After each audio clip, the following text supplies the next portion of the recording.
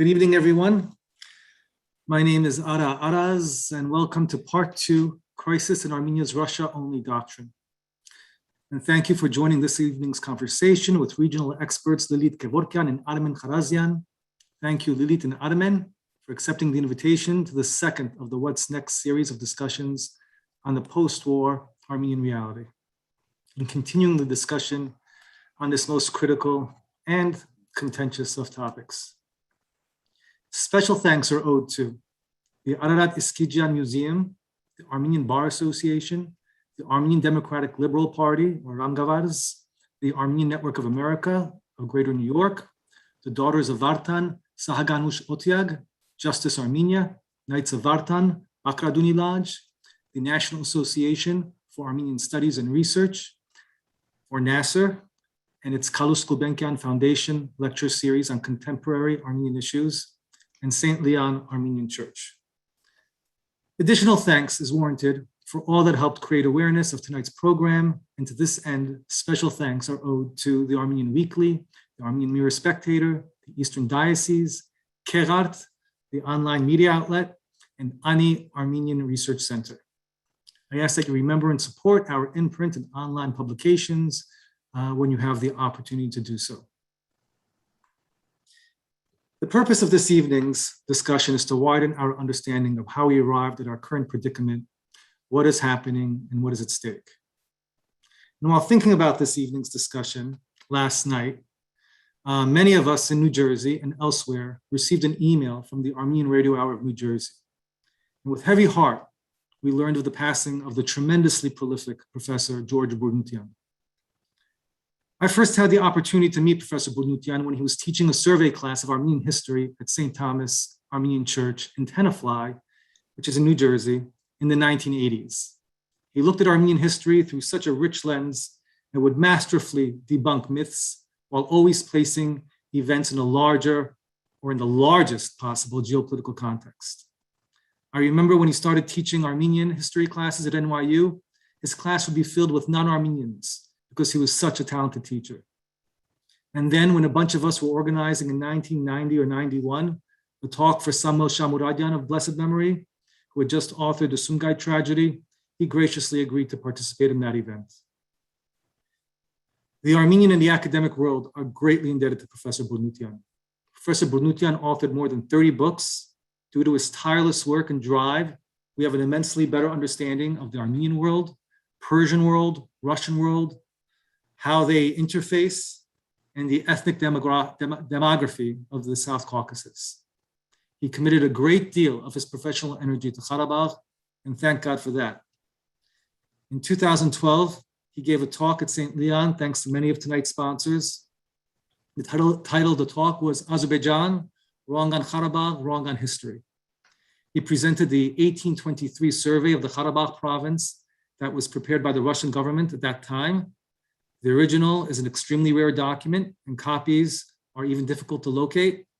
None exist in the United States, and only a handful of copies existed in the former USSR.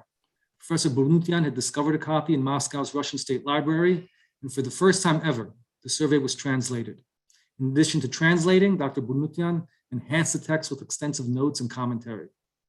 In 2014, we once again had the good fortune to hear him present Russo-Iranian relations and the formation of modern Armenia.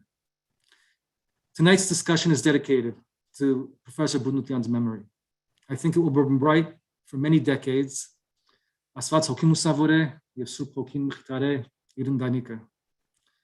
May I take a moment of silence for him.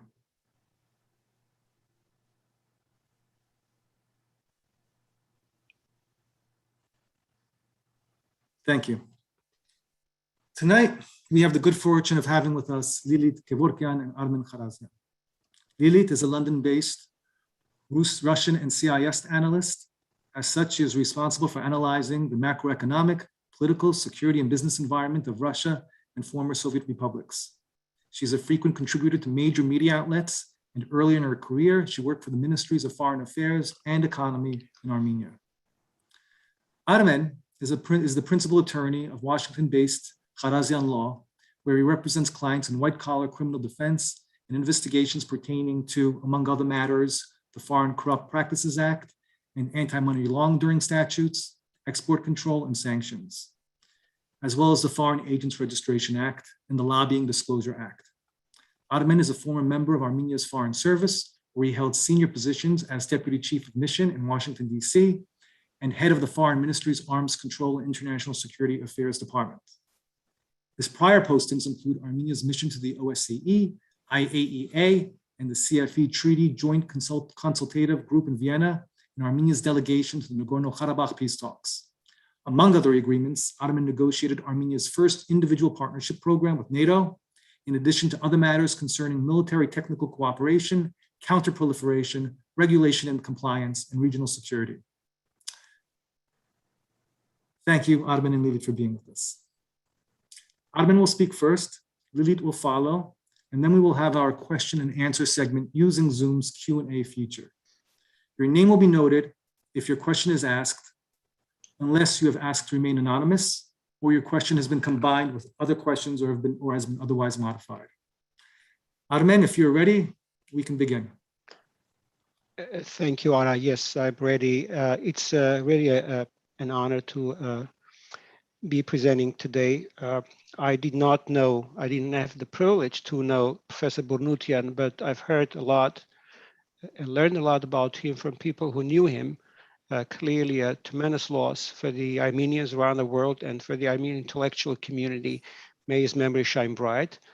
And with that, it's a great privilege again to be speaking tonight at this session that's dedicated in Professor Bornutian's honor and memory. Our topic today is the Russian-Armenian military and security relationships, particularly the legal and regulatory framework that defines that relationship. To understand what went wrong, and we've been discussing this for a long time since the end of the war, that the two key missions that Armenia hoped to accomplish by building a Russia-centric national security and defense edifice, an ecosystem of relationships. Those two key missions were to keep Turkey out and keep Azerbaijan down and be able to competently, and work with Russia to deter Turkey and be able to competently provide for the defense of Artsakh and the Republic of Armenia proper. It appears that Armenia's both missions did not quite get accomplished. In fact, there was a failure in both. How did we arrive there? We have been looking for answers, but to understand how do we need to look for these answers and where to look for them, I think we need to understand what we have. What is the legal regulatory framework that defines the Armenian-Russian military relationship that we speak about? This is not the only aspect of the Armenia-Russia relationship that needs to be looked at, but it's one aspect that would better inform us as we try to understand the political content and the value of that relationship and the effectiveness of it. So stepping back, the Armenian-Russia military and security relationships based on the legal and regulatory framework. I'm going to share my screen to show you a small presentation and also show a few files that I compiled to try to understand what this relationship entails. Bear with me as I try to navigate the technology here. I hope everyone is able to see my screen. It should read Armenian-Russian military and security relations. So to try to understand the material we're dealing with, I went to the source, the Russian Foreign Ministry. For the Foreign Ministry's legal department that has made available, interestingly, an almost comprehensive database of Russia-Armenia bilateral treaties. I should mention that the Armenian-Russian military and security relationship involves two components: the Armenia-Russia bilateral framework and the collective security treaty framework. That's a multilateral framework. It's a Russia-guided, Russia-dominated framework, but it's a multilateral one our today's conversation will heavily focus on the Armenia-Russia bilateral framework, but we will discuss some of the key collective security treaty-related mutual commitments that Armenia has with Russia within that framework that complements and augments the Armenia-Russia bilateral relationship. So I was able to at least identify 160 legal documents, treaties, agreements, amendments to these treaties, protocols to these treaties and agreements. For those of you that may not necessarily be familiar with the diplomatic terminology, the terms of art of what a treaty is, what an agreement is, what's the difference, treaties generally are interstate documents. Agreements generally are intergovernmental documents. Treaties carry a heavier weight compared to agreements. Treaties generally are subject to ratification. Agreements generally are not, but there are always exceptions, and those exceptions are abundant in the Armenia-Russia bilateral military security context. We have had agreements that we've seen submitted for ratification, but we've also had very really foundational critical documents of a weight equivalent to one of a treaty that were not ratified, but instead taken effect upon signature. So out of those 160 agreements, a list of which I will be happy to project on the screen for you to see, including the source of this research, the Russian Foreign Ministry archives in Russian. I thought it was useful to identify some of the key agreements that make up for the foundation of the Armenia-Russia relationship, treaties and agreements. In fact, this list includes 5 treaties and 2 agreements. The agreements are a little bit arbitrary. I picked them up because I thought that they carried so much weight and they were referred in so many other documents comprising the Armenian-Russia legal and regulatory framework that I think they merited this elevation, promotion into a key cornerstone legal document. So chronologically, the earliest treaty Armenia-Russia entered into was a treaty known as Treaty on Friendship, Cooperation, and Mutual Security. That is no longer in effect. It has been superseded by another treaty signed in 1997 and ratified in 1998 called Treaty on Friendship, Cooperation, and Mutual Assistance. Note the difference in the title. Mutual security was replaced with mutual assistance. We may debate about what that means, whether it means mutual commitments are getting strengthened, or whether there's a different way in which Russia and Armenia decided to go about their mutual commitments. But nonetheless, the treaty you see that makes up for the cornerstone of this relationship, Treaty on Friendship, Cooperation, Mutual Assistance, was signed in 1997, ratified in 1998. This is the foundational treaty, the framework treaty that underlies every other joint document that we will go over tonight. Then going back chronologically, Treaty on the Status of the Russian Border Troops in Armenia.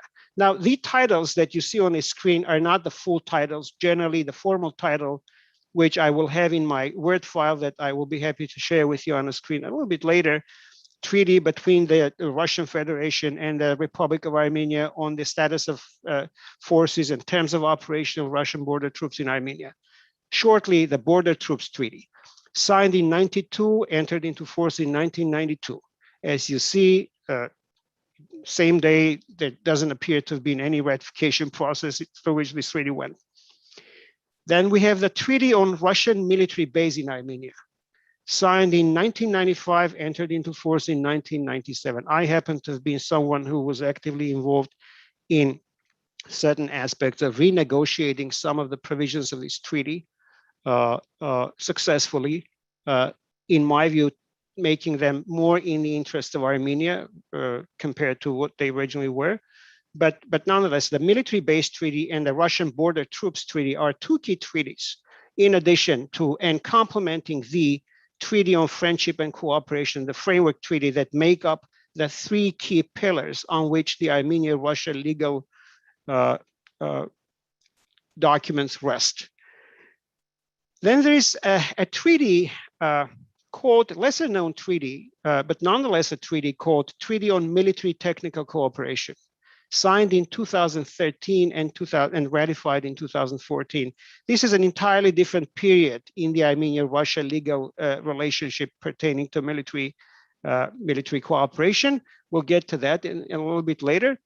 But then I identified, in addition to these treaties, I identified 3 other key military agreements that I think are equal in their weight and value to these treaties. One is the agreement on joint planning for the use of troops, parentheses, forces, and this difference of terminology comes from Russia. The Russian original uses one word for troops, another word for forces, and they have, the treaty has both words, one in parentheses, one outside.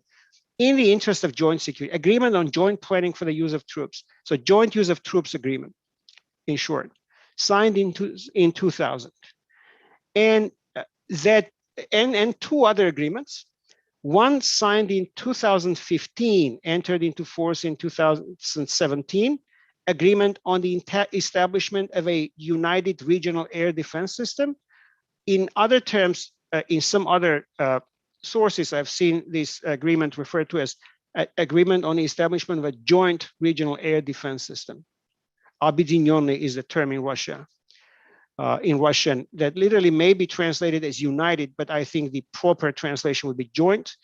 And an agreement on the establishment of a joint group of forces. So 2 agreements, joint group of forces and joint regional air defense system, combined with the military technical cooperation treaty and the joint planning of use of force, use of troops, in the interest of joint security. These 4 agreements and treaties come on top of the 3 key agreements and 3 key treaties: the Friendship Treaty, the Border Troops Treaty, and the Military Base Treaty.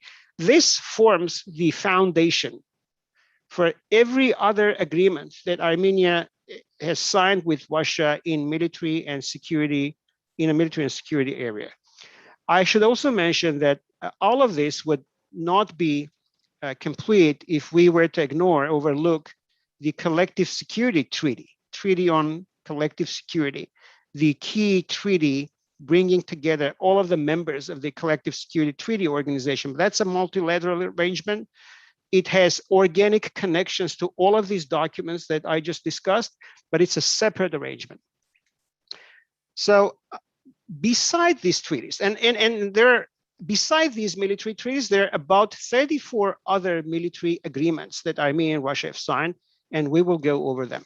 However, for doing that, I would like to also identify, as I went over the list of 160 agreements, I identified some patterns that involve agreements and treaties, agreements mostly, that may not have a specific military or security designation, but their weight and significance for the nature of the Armenian-Russian relationships, the military relationship being central to it, I think merits them being identified in a group of documents that do matter to the quality and depth of the Armenian-Russian military relationship, and in some ways account for the direction that relationship took over years. One group of agreements that I identify in this category is the series of protocols, in addition to an underlying agreement to transfer Armenian state-owned property to Russia. These protocols and agreement concerned 5 Armenian national security focused research and industrial enterprises. You're seeing that on the screen. All of the protocols and the underlying agreement were signed in 2002. This group of agreements is known as the Equity for Debt deal. It involved the Hrazdan Thermal Power Complex, a research and industrial enterprise in Yerevan known as Material Science Research and Industrial Enterprise, the Yerevan Research Institute of Automated Control Systems, the Yerevan Research Institute of Mathematical Machines, and the Mars Closed Joint Stock Company. Now, these are all companies that were well known as important components of the former Soviet defense industrial complex, with a focus on high-tech science and high-tech industrial capacity. They were all, during the Soviet period, they were all designated as union, as part of the union's jurisdiction. They were not part of, they did not report to the Armenian Ministry of Industry. They were owned by the federal government, by the union government in Moscow. So all these five enterprises were sort of the pride of pre-independence Armenian and Armenia's industry. They were the backbone of the Armenian defense industrial complex. They were handed over to Russia in exchange for Russia considering to cancel the 90 million debt that Armenia accrued as a result of Russian government loans to Armenia in the 1990s. As the title of the underlying agreement shows, agreement on a procedure of property transfer for Armenia to Russia, from Armenia to Russia to pay off debt from Russian government loans, July 17th, 2002, and then all 5 protocols attached to it. So this pattern, this group of agreements completed the transfer of an essential component of what could become Armenia's, the backbone of the Armenian independent science and high-tech industry, in exchange for a 90 million debt cancellation. Then the gas system handover. The Armenian gas system was, the ownership of the gas system was incrementally surrendered to Russia through an underlying agreement signed on December 2nd, 2013, and a series of protocols. You can see them all on the screen, incrementally up until a point where Russia, Gazprom, became the 100% owner of the Armenian gas network. These two, whereas not entirely, not in of itself being a military agreement, contributed to the kind of position Armenia ended up in terms of the kind of leverage it could have over Russia to negotiate or to pursue, or to enforce the implementation of existing agreements, and to pursue other partnerships outside the scope of the Armenia-Russia relationship, because having surrendered its gas system to Armenia, Armenia became much more vulnerable to Russian pressure in terms of gas supplies and gas distribution. The gas question and concerns about Russia's ability to leverage Armenia's gas supplies, including gas pricing and a volume of gas supply and gas distribution, has constantly come up in many discussions I've had with present and former Armenian government officials who are knowledgeable about the dynamic that defines the Armenian-Russian military relationship and relationship when it comes to strategic commodities and their supplies and pricing. The gas system takeover was accompanied by a parallel process of a series of agreements throughout the 90s and 2000s. On the left, you see a series of a series of protocols concerning the pricing of natural gas supplies to Armenia. On the right, you see a series of agreements concerning Russia's supply of natural gas, oil products, precious stones, raw diamonds, and precious metals to Armenia. This is an interesting cluster of documents that demonstrates how Russia leveraged its control over Armenia's access to natural monopolies, such as oil and gas, but also Armenia's access to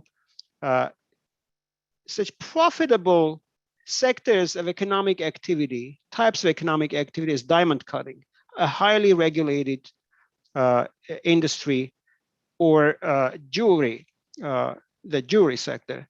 There was a time, as many of you may remember, that Armenia took pride of having Belgium as its key foreign economic partner in terms of trade, revenue, and so on. So Belgium was important because Armenia was able to export diamonds that were cut in Armenia. Those diamonds were imported to Armenia from Russia. Apparently, those diamonds were being imported under these series of agreements that bound Armenia to a very profitable area of economic activity, at the same time training Armenia to be sensitive about the pricing of natural gas, because many of these agreements came in a bond of natural gas supplies as well as oil and diamonds. And then a third parallel process that gas system handover. So all of this, I think, demonstrates, if we were to superimpose this on the chronology of the Armenian-Russia military relationship, one would be able to see how these three different processes in many ways ran parallel and hand in hand, and potentially also in an interconnected way, if one were to look at them from a Russian perspective. Russia did use gas, natural gas, oil, as well as its access to the diamond supplies and international markets for the sale of processed diamonds to its benefit in order to make Armenia be more cooperative when it came to some of the other strategic agreements that they wanted Armenia to enter into with Russia. Stepping back, I'd like to give an opportunity for you to have a look at these key Armenia-Russia military agreements and treaties in a way that shows what other connections we can identify in this ecosystem of key treaties. What legal references do these treaties come with? What is the epistemology of these treaties? And a basis and a ground on which these treaties rest. So if you look at the Friendship Treaty 1997, it references to CIS documents, UN Charter, Collective Security Treaty, and then the Military Base Treaty. This treaty superseded, again, the Treaty of 91. Among other things, it provided for cooperation in export control and import controls, and it provided, interestingly, for the joint defense of borders with non-CIS countries.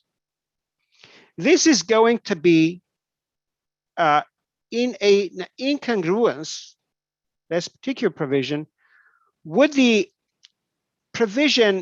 similar provision in the key Armenia-Russia border troops treaty signed in 92 that has a mission, a very clearly stated mission of protecting Armenia's borders with Turkey and Iran. So you see the border troops agreement specifically talking about Turkey and Iran, and the Friendship Treaty discussing a joint defense of Armenia's borders with non-CIS countries. The interesting observation one would make here is that Georgia, for instance, is a non-CIS country, and there are no Russian border troops on the Armenian-Georgian border. However, if this treaty were to be taken as a basis for the Russians to say that the Armenians have committed to a joint defense of all of its borders with non-CIS countries, the Russians would probably argue that there is a legal basis for them to deploy Russian border troops on the Armenian-Georgian border, independent of the Armenian-Russian border troops treaty that specifically addresses the Armenian border with Iran and Turkey.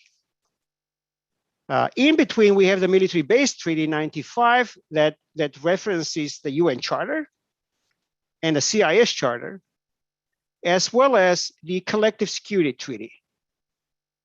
Then we have the four other treaties and agreements. One, the Military Technical Cooperation Treaty. It references two other agreements that Armenia and Russia have signed, a Military Technical Cooperation Agreement 2003 and a Defense Industrial Cooperation Agreement 94. but it has no references, even though it's a treaty, to any of the other documents referred to in all of the other key agreements and treaties. Then we have the Joint Military Planning Agreement 2000. It's a critical agreement. If you look into its provisions, and I would be happy to briefly discuss them, highly operational, a very interesting collection of provisions establishing mutual commitments. However, this treaty too makes a reference to the Collective Security Treaty, but does not make a reference to the Military Base Agreement. And then a Joint Air Defense Agreement, again, Collective Security Treaty, and then Joint Military Planning Agreement, CIS Joint Air Defense Agreement. That's another CIS agreement that Armenia has entered into, in addition to the Collective Security Treaty. This agreement too appears to be a fundamental legal component of how Russia envisages the way it will project power, wants to project power over the former Soviet area of influence. And then the Joint Group of Forces Agreement, the fourth agreement. So something that struck me that appears to be common to most of these documents is that Russia, and when one goes and looks at the text of these agreements, it appears that Russia deals with its relationship with Armenia primarily as part of what it thinks is power projection over the entire Collective Security Treaty area. This is not necessarily how the Armenians have traditionally viewed their relationship with Russia. The Armenians look at that relationship predominantly in a bilateral way, as a bilateral relationship that contains a value in of itself, regardless and outside of the Collective Security Treaty. That's not how Russia appears to be looking at these documents. That's, I think, one key takeaway from this. I think another one is when you look at these documents, you realize that sometimes there's just a striking incongruence of capabilities and tensions of the parties entering into these documents. You have a superpower or an aspiring superpower, and you have a small nation. Both of these parties pursue completely different objectives, and the commitments are incongruent in a way that when Armenia commits its assets and capabilities under a certain agreement, Armenia commits all of its capabilities. Russia commits under these agreements only those of its capabilities that pertain to the so-called Caucasus Collective Security Area or Caucasus Collective Security Region. So it's a partial commitment compared to Armenia's national commitment. Then what I also found interesting is the inconsistent references in these agreements that indicates to me a lack of cohesion among these documents, and in many ways a lack of an understanding on how all of these documents will be speaking and operating together to allow for an integrated military and security environment in which to do military planning, operational planning, and many other things. Stepping back, I think two key premises I'd like to focus on. There has been a perception that because Armenia is part of these agreements, many of them are quite substantive, by the way. Armenia is not able legally to develop relationships with other countries. And this has been a constant concern expressed by many, including myself and others, both supporters and critics of Armenia's unidimensional national security strategy. I went through some of the texts of these key agreements, and I feel more confident in disputing that key premise that these agreements are prohibitive for Armenia to a point where Armenia cannot legally pursue other relationships. For instance, let's look at the Collective Security Treaty. Let's look at several documents. I hope you can see my screen. I am showing a Word document a bilingual document, English and Russian. Armen, we still see the other screen. Oh, you do? Let me. Yes, we don't see the Word document yet. Okay, let me stop the sharing and. It's the PowerPoint still. Yeah, let me stop the sharing and then share the screen again. Apologize for this. Can you see this now? Yes, now we see the Word document. Okay, so I have excerpts from two documents here, the Collective Security Treaty and the Joint Group of Forces Treaty agreement, which I discussed. It's a very interesting agreement. I'd like to show you two provisions. First of all, the Collective Security Treaty. Again, the wisdom goes, Armenia is legally prohibited of entering into other arrangements with any other country because it's part of the Collective Security Treaty Organization. Article 1, truly, if you look at the right column, Article 1 states that, pay attention to the middle paragraph, participating states shall not enter any military alliances or engage in any other groups of states or with any other groups of states or any such actions that are directed against another participating state. And then in the event of the establishment of a collective security system in Europe and Asia and assigning of collective security treaties to that end, an objective that the states parties shall consistently aspire to achieve, participating states shall engage in immediate consultations with each other to make necessary amendments to this treaty. I have to make a disclaimer. The translation is mine. It is not an official translation, and it may not be the best translation, but I've tried to stay as accurate as I could to the original Russian text. The key provision here is that participating states shall not enter military alliances or engage in any other groups of states or any such actions that are directed against another participating state. That's the prohibitive provision. Let's look at the permissive provision, which I found interesting to see exist in this treaty. Article 8 of the treaty says, this treaty does not affect the rights and obligations under any other existing bilateral and multilateral treaties and agreements signed by the participating states with other states and is not directed against a third country. It's one. Number two, which I think is the most important thing, this treaty does not affect the rights of the participating states to individual and collective defense against an aggression in accordance with the Charter of the United Nations. A very important, in fact, a critical provision for us to understand that self-defense against an aggression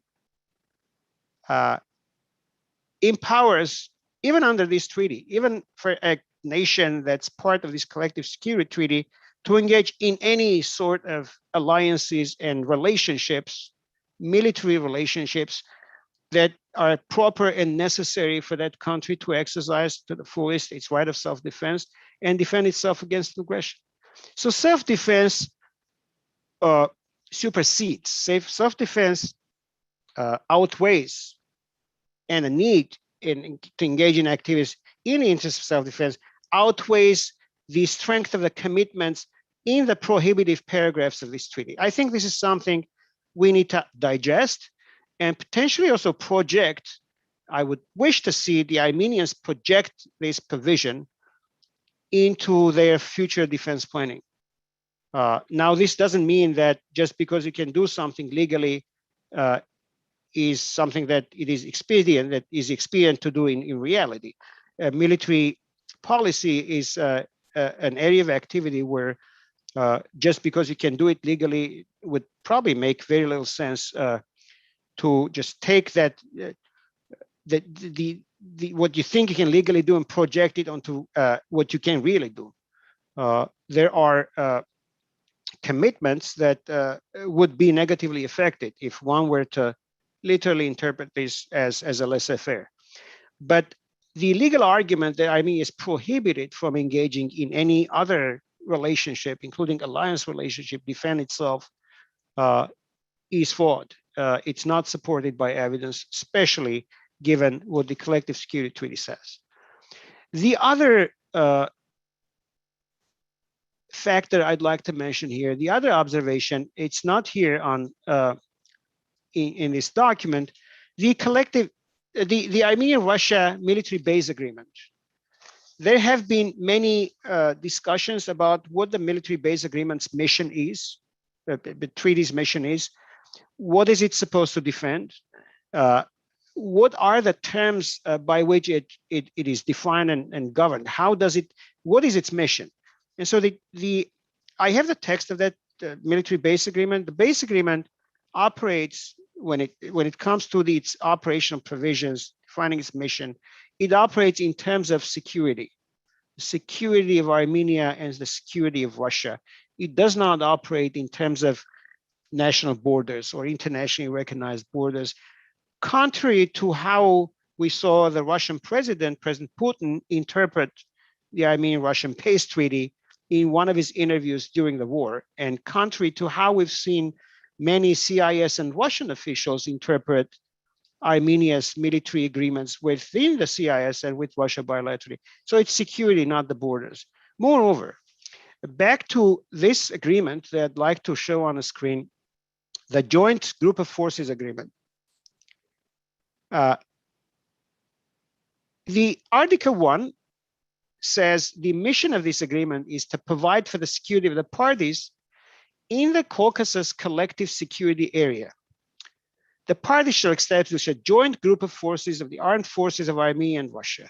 Article 2, for the purposes of this agreement, it's the definition of what an area is, what a Caucasus collective security area is. Area is part of the Caucasus security area with common political, economic, administrative, physical, geographic, national, cultural, and other characteristics which contains within its scope a substantial part of the facilities of the strategic defense infrastructure, as well as where the group of forces of the parties are located, stationed, and may be deployed and used. If you look at this provision and try to take it apart and understand what each of its components or elements, how can they be interpreted in their totality, it looks like we're talking about an area that includes Artsakh. Because that's how I would interpret the definition of an area as inclusive of many other things, an area with common national, cultural, and other characteristics, where the groups of troops of the parties are located and stationed. There's a difference in military terminology between troops stationed and troops located, and may be deployed. Deployed is the third way in which troops can be sent to a particular area and used. So this means Artsakh is legally, strictly speaking, within the letter of this treaty agreement, part of the area of responsibility of the joint forces. And if you look at the charter, which is attached to this agreement and is defined as the key terms of reference and rules of engagement of these forces, and the key objective says the joint group shall have the following key objectives: identify imminent preparations for military offensive, cover the land portion of the state border of Russia and Armenia within the defined scope of responsibility, participate in defense of the state border, participate in the air defense of the troops and critical facilities of Russia and Armenia located in the area. If we are to take these literally, Armenian troops and critical facilities located in the area under the suggested interpretation, including something that has to do with Artsakh, the mission of this agreement covers Artsakh. And then participate, and the following provision is even more striking: retain existing control over the areas, frontiers, positions of facilities. This provision clearly takes the operational effect of this agreement way beyond internationally recognized borders. So the takeaway here is there appears to be an agreement that if it were properly implemented and properly enforced and properly overseen, it would have triggered the entry of the joint group of forces into military operations in defense of Armenia and Artsakh, if this agreement were to be taken seriously, if it was taken seriously. There's an interesting provision here: participate in the defense of the state border of the Russian Federation Republic of Armenia in the air and space medium. This provision refers to the state border of Armenia and Russia in singular. Russia has no state border in this area of responsibility other than the Russian-Azeri border, but it's not a state border shared by Armenia. So I'm not sure what this provision, why this provision is there. Is this an oversight, or is this a way in which Russia incrementally and slowly begins introducing the concept of a common border and common responsibility for a border, that border being Armenia's border with whatever foreign state Armenia has those borders. But the state border definition in singular in reference to both Russia and Armenia appears in more than one military document that Armenia and Russia have signed, and I think this is a cause of concern for me. But stepping back, what you see here is, and other objectives, of course. What we see here is, I will stop sharing the screen.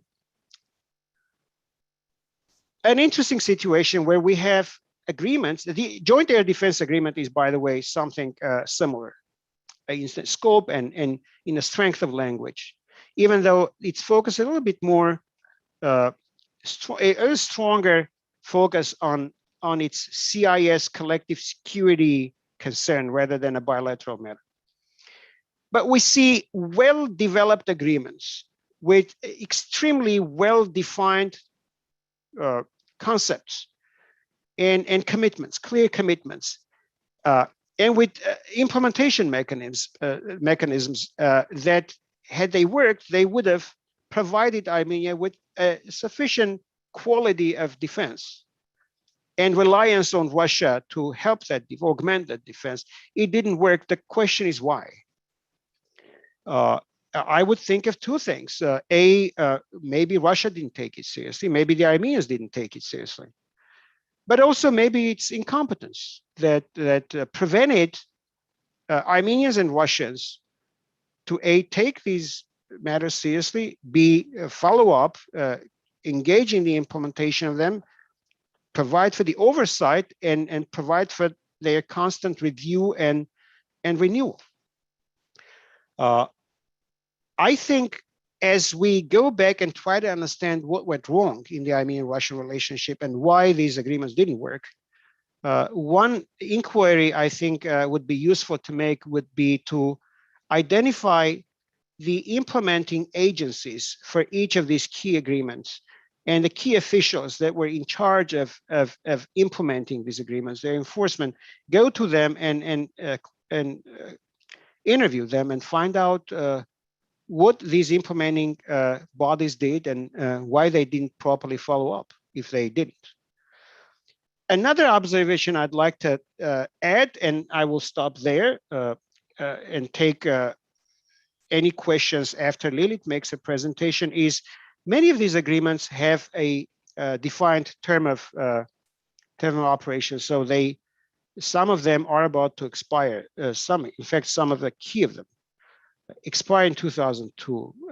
For instance, there's an automatic extension provision, but I would imagine that if you have a key foundational agreement, military agreement, due to expire in 2002, I would imagine the Russians would be interested in having Armenia to discuss either an amended agreement with even more consequential commitments, potentially detrimental to Armenia, including certain handover of assets and control and operational independence,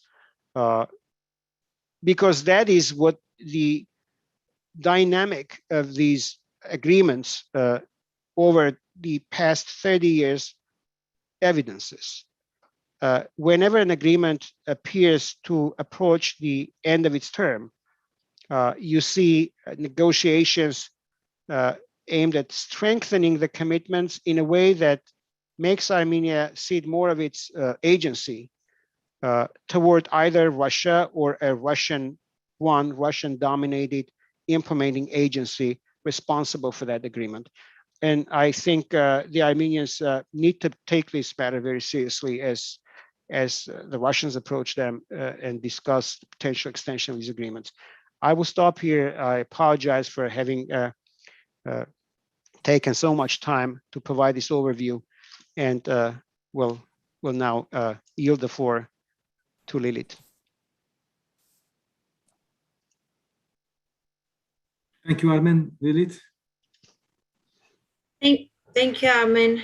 Very interesting presentation. I'll try to approach this issue from a different perspective, and just to say that it's really good to be back, and it's really good to continue our discussion on the current crisis that Armenia is facing. So in the next 20-30 minutes, I'll try to look into why is it that Armenia's sort of Russia-centered security architecture has failed or failing. And as Armen laid out, there are all these agreements, but how come they haven't been utilized? Why is it that we didn't see Russia through delivering on its legal obligations under the treaties that Armen listed earlier? And just to recap, in our previous session, we already covered in great detail the developments since mid-2000 that led to the war of 2020. Tried to show that the warning shot came already in April 2016 during the 4-day war.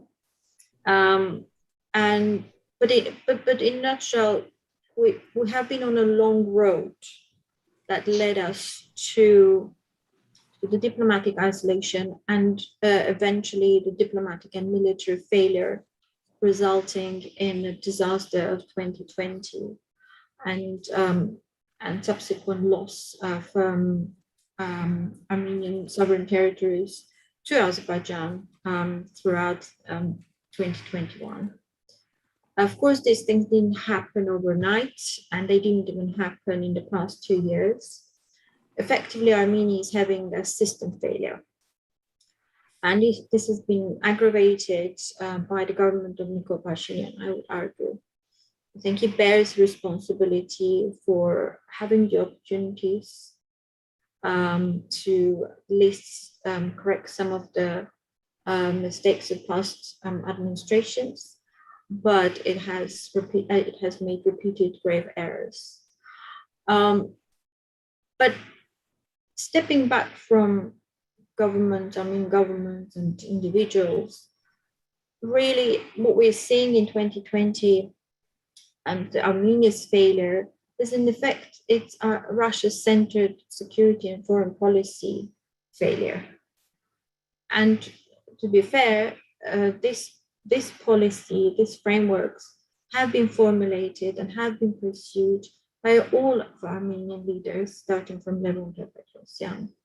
And it has been endorsed by Armenia's political elite, as well as diaspora. We've seen the legal framework, but it was a lot larger. There's also the whole cultural and historic element to this. What we're seeing is that we have all this, we seemingly we have a quite elaborate security architecture, but even back in 2016, that didn't prevent the 4-day war. And I'm mentioning the 4-day war repeatedly because there's the misconception that whatever happened in 2020 was because of the events in 2018, because of the revolution and the incompetence of the current government. However, by 2016, we already see that this security mechanism is not really working. Ser Sarkisyan went on to ratify the Joint Air Defense Agreement after the April war. But then during the 2020 war, we see that Armenia finds itself alone not only when trying to defend Artsakh, its airspace, but also Armenia itself became target of Azer military assault during the 44 days of war. So why is it that, why did this security architecture fail? And why is it failing now, given the creeping annexation of border areas of Armenia and on the Eastern Front? And why is it that Russia and Russian-led security bloc CSTO is reluctant to take any decisive steps? To my mind, this failure is even larger, because what the messages that Armenia is getting from Russia is quite distressing. So several Russian politicians and top experts linked to Kremlin have expressed the Russian view of Armenia and sort of demands that come from Armenia in terms of the or demands or pleas in terms of the providing security of Armenian borders and so forth. This may sound a bit crude, but to sum up, this is what the message is. Armenia is not a sovereign entity as such anymore. It's more or less a territory. It has a status that is not higher than that of Abkhazia or South Ossetia. Armenians need to accept that in the future they will have much smaller territory, smaller than the current borders of Armenian Republic. And they are in no position really to make greater demands or to aspire to control Artsakh. Because as a territory and a community under Moscow protection, you cannot really make these demands. On the other hand, this statements not only resonates fully with many Armenians in Armenia and diaspora.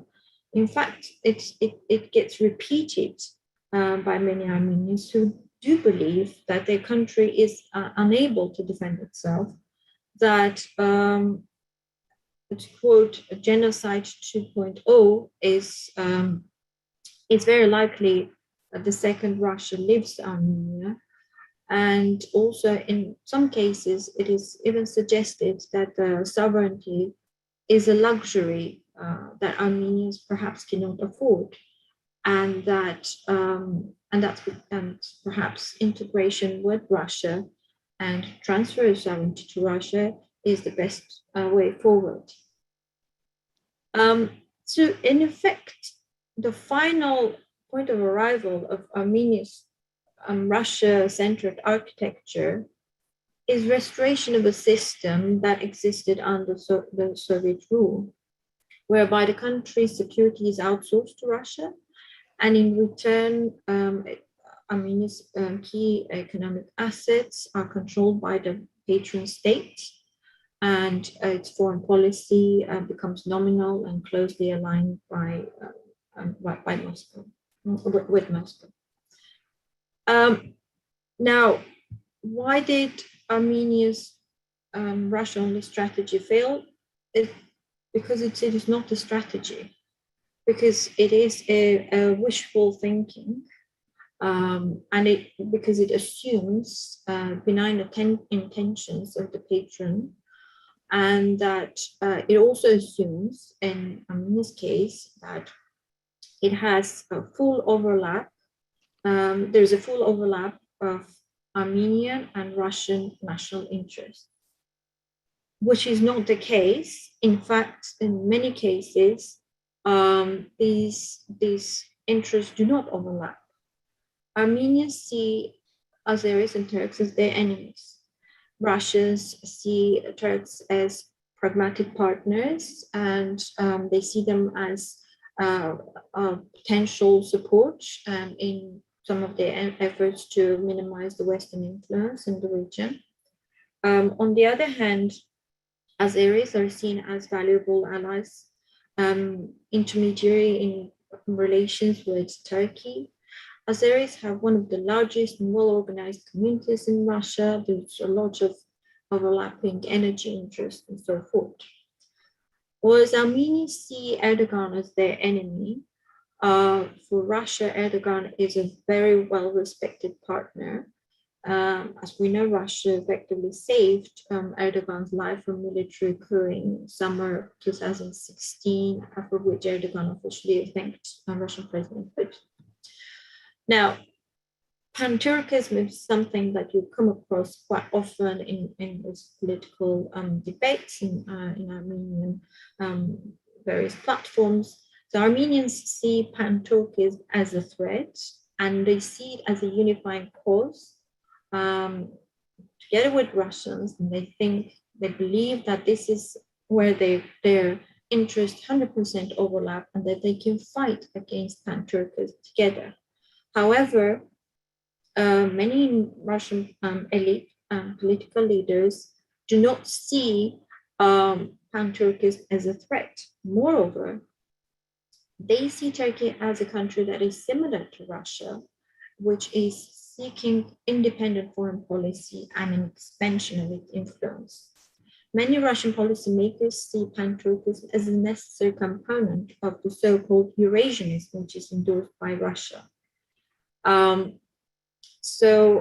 Just to clarify, Eurasianism is an emerging ideology that's promoted by Russia, where it claims that there is a Eurasian value system, which is different from the Western value system. In the Eurasian value system, sovereign rule is ultimate value, and it is superior to individual rights. And also, this Eurasianism is seen as a geopolitical pillar for anti-Western blocs. And in this sense, pan-Turkism in Turkey fit well with the Eurasianist ideology.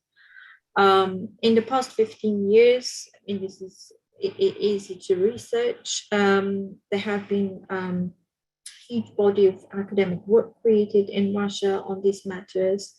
And clearly it's also having an impact on Russia's foreign policy.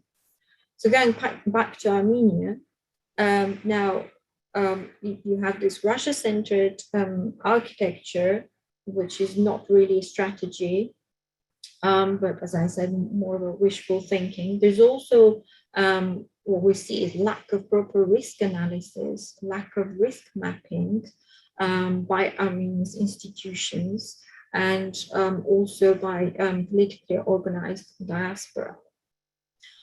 Another myth is an Artsakh issue, and this is where the assumption that when it comes to Nagorno-Karabakh, this is where Armenian and Russian interests overlap. The recent events, of course, showed that that's not the case. And again, I need to highlight that this issue, that there is a clash between Armenian and Russian interests when it comes to Artsakh, has not been flagged by Armenian institutions, state institutions, and advocacy groups. For Russia, Artsakh conflict, just like any other conflict, remains a tool that is used to exert its influence both on Armenia and Azerbaijan. Russia has always been very clear that it sees Nagorno-Karabakh as part of Azerbaijan.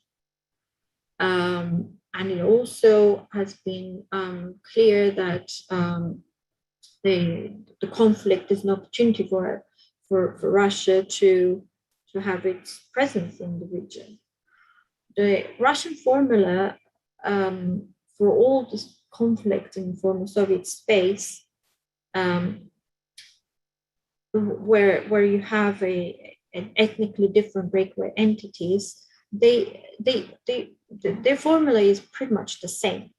It involves some sort of special status to these ethnically different breakaway entities, and ideally the solution of this conflict is creation of some sort of federation with the host nation, where the breakaway region gets a special status and thereby a veto on major foreign policy decisions. So I'll bring the example of Transnistria within Moldova, where Transnistria does have the right of going independent. If, for example, Moldova decides to join European bloc or NATO. How successful this model is a different issue, but the same logic has been applied also in Donbass and Luhansk regions in peace talks that we've seen. We've also noticed that recently there are more talks about Georgia potentially regaining Abkhazia and South Ossetia if it agrees to closer integration with Russia. So the pattern that is clearly emerging is that the breakaway regions are gateways for Russian control and military presence, but when needed, these smaller breakaway regions can be sacrificed for a larger gain. In case of Armenia and Azerbaijan, Artsakh effectively became the pocket change for this greater plan of integration with Azerbaijan. Probably it's best to quote one of Russian prominent foreign policy experts, Pavel Feigenhauer, who put it very nicely and openly and clearly in one of his interviews to Turkish TRT earlier this year. He said that Armenia is already in Russia's pocket. Now it is necessary to put Azerbaijan into that pocket next to Armenia. Russian peacekeepers are too few and are not armed adequately to fight for Nagorno-Karabakh, and the leftover from Nagorno-Karabakh is surrounded by Azer forces anyway and cannot be military defended. There's a chatter about Nagorno-Karabakh joining Russia, but of course, Russia will never do this officially. We see it as part of Azerbaijan, and we've always had. It cannot be any other way. Moscow will maneuver between Armenia and Azerbaijan to restore its Soviet-era control, and perhaps add Georgia if we succeed. At the same time, it is clear that Russia has to come to some sort of agreement with Turkey in terms of division of influence. End of quote. This is a clear geopolitical analysis or painting of the reality by a Russian expert, which just shows that the country had a strategy of using the conflict and reinserting itself more forcefully in the region and dividing it together with Turkey. I think that this exposes the inadequacy of Armenia's Russia-only architecture, simply because, again, this was an incompatible vision that these two countries had. And this is why I would repeat that Armenia was doomed to fail, having not factored in Russian interests. But staying on the Artsakh issue, I'd like to bring another quote from retired US Ambassador Richard Holga from his article published on 26th of March this year, and it was entitled, "Does Minsk Group Still Have a Role?" Hoagland was briefly the US co-chair of the Minsk Group in 2017. And there he's talking about the emergence of Lavrov plan. He's saying that basically Madrid principles saw a roadmap for the final resolution of the conflict with self-determination by the residents of Nagorno-Karabakh. But then the Lavrov plan emerges. So he's saying that when the so-called Lavrov plan was released, I asked my excellent colleague, Russian co-chair Ambassador Popov, if the Kremlin would really agree to implement it, should Yerevan and Baku buckle and accept it. He candidly replied, of course not. And that's when it was clear that the problem between Azerbaijan and Armenia was not bilateral, but it was trilateral, because of Russia playing a significant and perhaps most decisive role. It has to be said that in terms of Artsakh and negotiations and so forth, Armenia in the past decade had effectively agreed to most of the proposals on the table. So the claim put forward by supporters of Levon Petrosyan, for example, that Armenia adopted not an inch to the enemy policy is not entirely truthful. The problem was much larger. Here we have a situation where Russia is interested in managing the conflict and fully using it to meet its interests, but for that it had to be taken away from US and France, which were the co-chairs of the Minsk group. Russia and Turkey are interested in conflict management and not resolution, because if you resolve the conflict, there's no need for your presence on the ground. But Armenia didn't really stand a chance against this background to have a success in defending its national interests and defending Armenian Artsakh. And I think it boils down to a very simple problem. It's not really about Armenia being weak or Turkey threatening to wipe out Armenia, or Russia being particularly sort of nasty, or would put aside all these emotive notions. I think it really boils down to the fact that Armenia never had a state strategy. It never really had a strategic thinking and strategic policy making. Despite having the stated, it acted and it continues to act as a religious or ethnic persecuted community. Whilst it is giving away its tools of self-defense and economic sustainability, tools that many stateless people would dream to have. When you have strategy, when the state has strategy, it requires continued risk assessment and navigation. There are no friends and enemies. This is not about being faithful and misbehaving and betraying. You have objectives, and your objective is to be strong, to minimize the country's economic and military vulnerabilities. To achieve these objectives, you need to create real and working partnerships. This is key to your success. The more partnerships a country has, the better it is protected. You have plan A and B and C. If the first one doesn't work, then you need to have backup plans.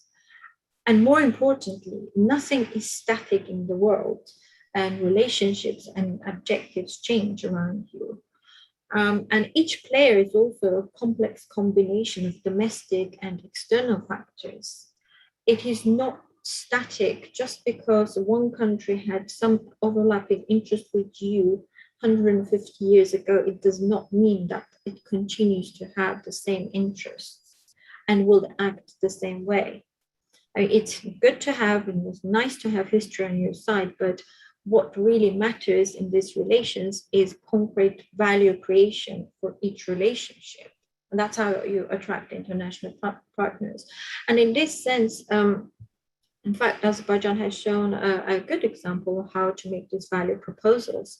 And sometimes Azerbaijan has created these value proposals, but in reality, it didn't even have them. So I'll bring one example. For the country has managed to build itself as an energy supply alternative to Russian gas supplies.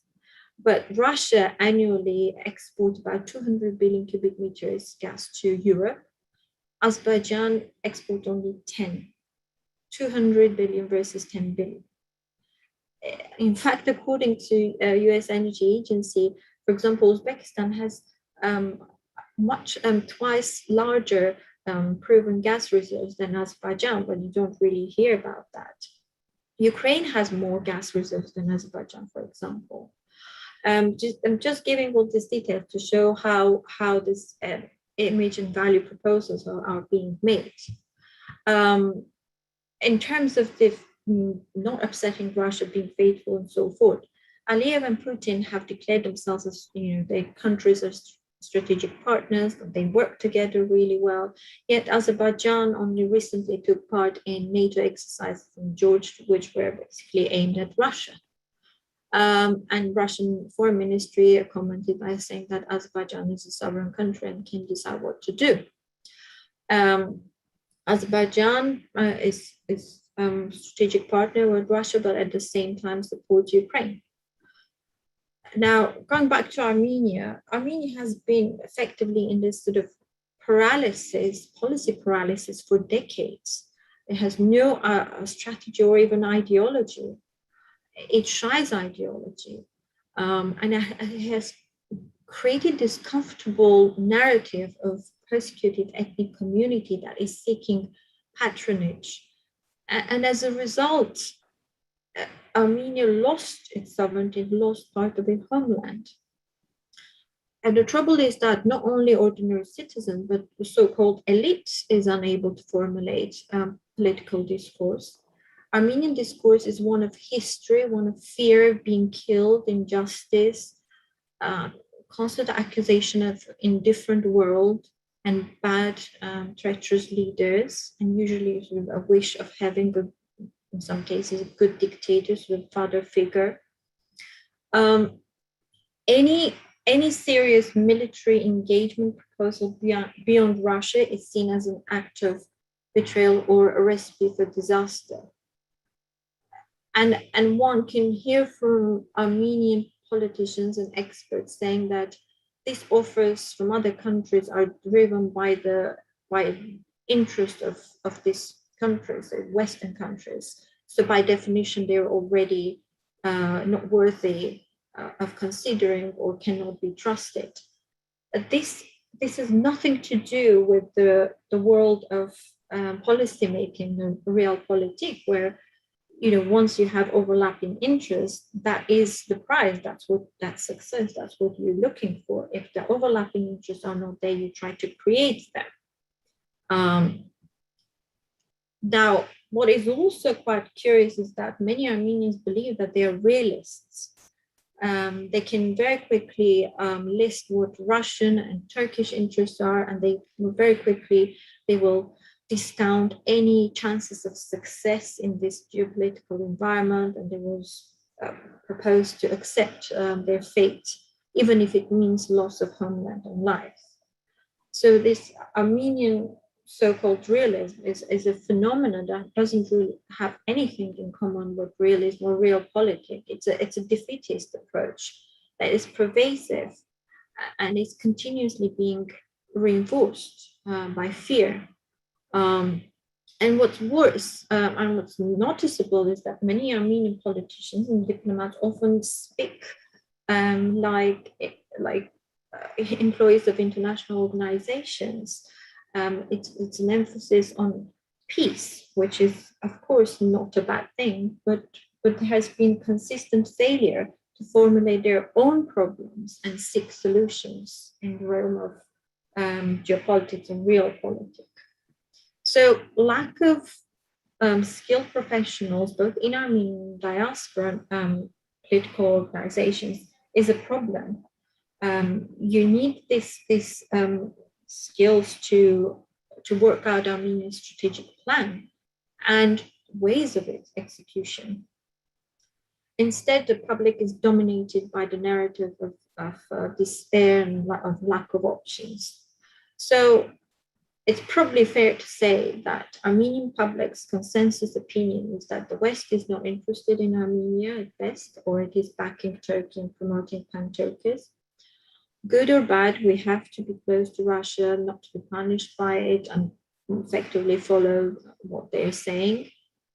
Otherwise, we face another ethnic cleansing or genocide. So Armenian political elite, both the government and main opposition parties, are effectively unable to offer any realistic solutions, but to follow this very narrow, most primitive narrative. which is turning the state, no matter how weak it is, into a collapsed entity, a poorly protected territory or community that anyone can take advantage of. And as it is unable to show willpower to fight back and regroup. So what's going to happen next? I mean, what are the scenarios against this backdrop, against failing Russia only approach, which is not a strategy, lack of skills to come up with a strategy, lack of willpower to exercise your rights as a state. Well, I think that Armenian government is most likely to sign a deal with Azerbaijan brokered by Russia. And it will be sort of continuation of realization of Lavrov plan or Putin plan. This will de facto end the Minsk group operations, and it will be a final great win for Russia, or for that matter, because it will leave the full monopoly of the conflict in Russian hands. Armenia is likely to proceed also with the delimitation demarcation process brokered by Moscow. Given the weak state of Armenia and all the concessions it has agreed, it's most likely that the process is not going to be in favor of Armenia. The process has been, of course, greatly advocated by Russian Deputy Foreign Minister Rudenko earlier in May this year said that the demarcation is the only standing issue for Azerbaijan to proceed with its integration, including into the CSTO, the military bloc led by Russia. And of course, Azerbaijan has welcomed the Russian offer on the demarcation of the border with Armenia. Another very alarming but most likely development will be the implementation of the 9th clause of 8 November 2020 announcement, which will see the transfer of control over a number of corridors via Sunik to Russian FSB forces.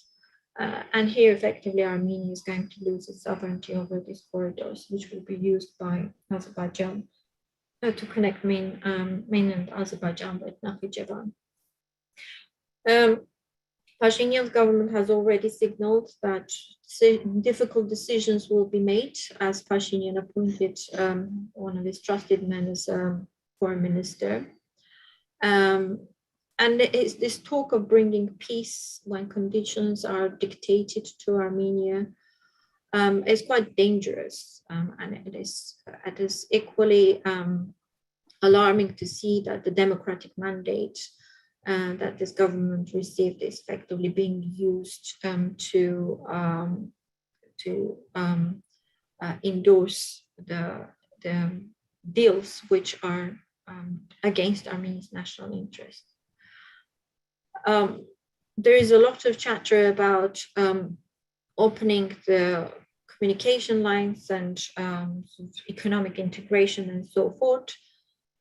Realistically, the only routes that will be working will be between Azerbaijan and Nakhichevan, because there will be Azeri passengers will be protected by Russian FSB forces, but there's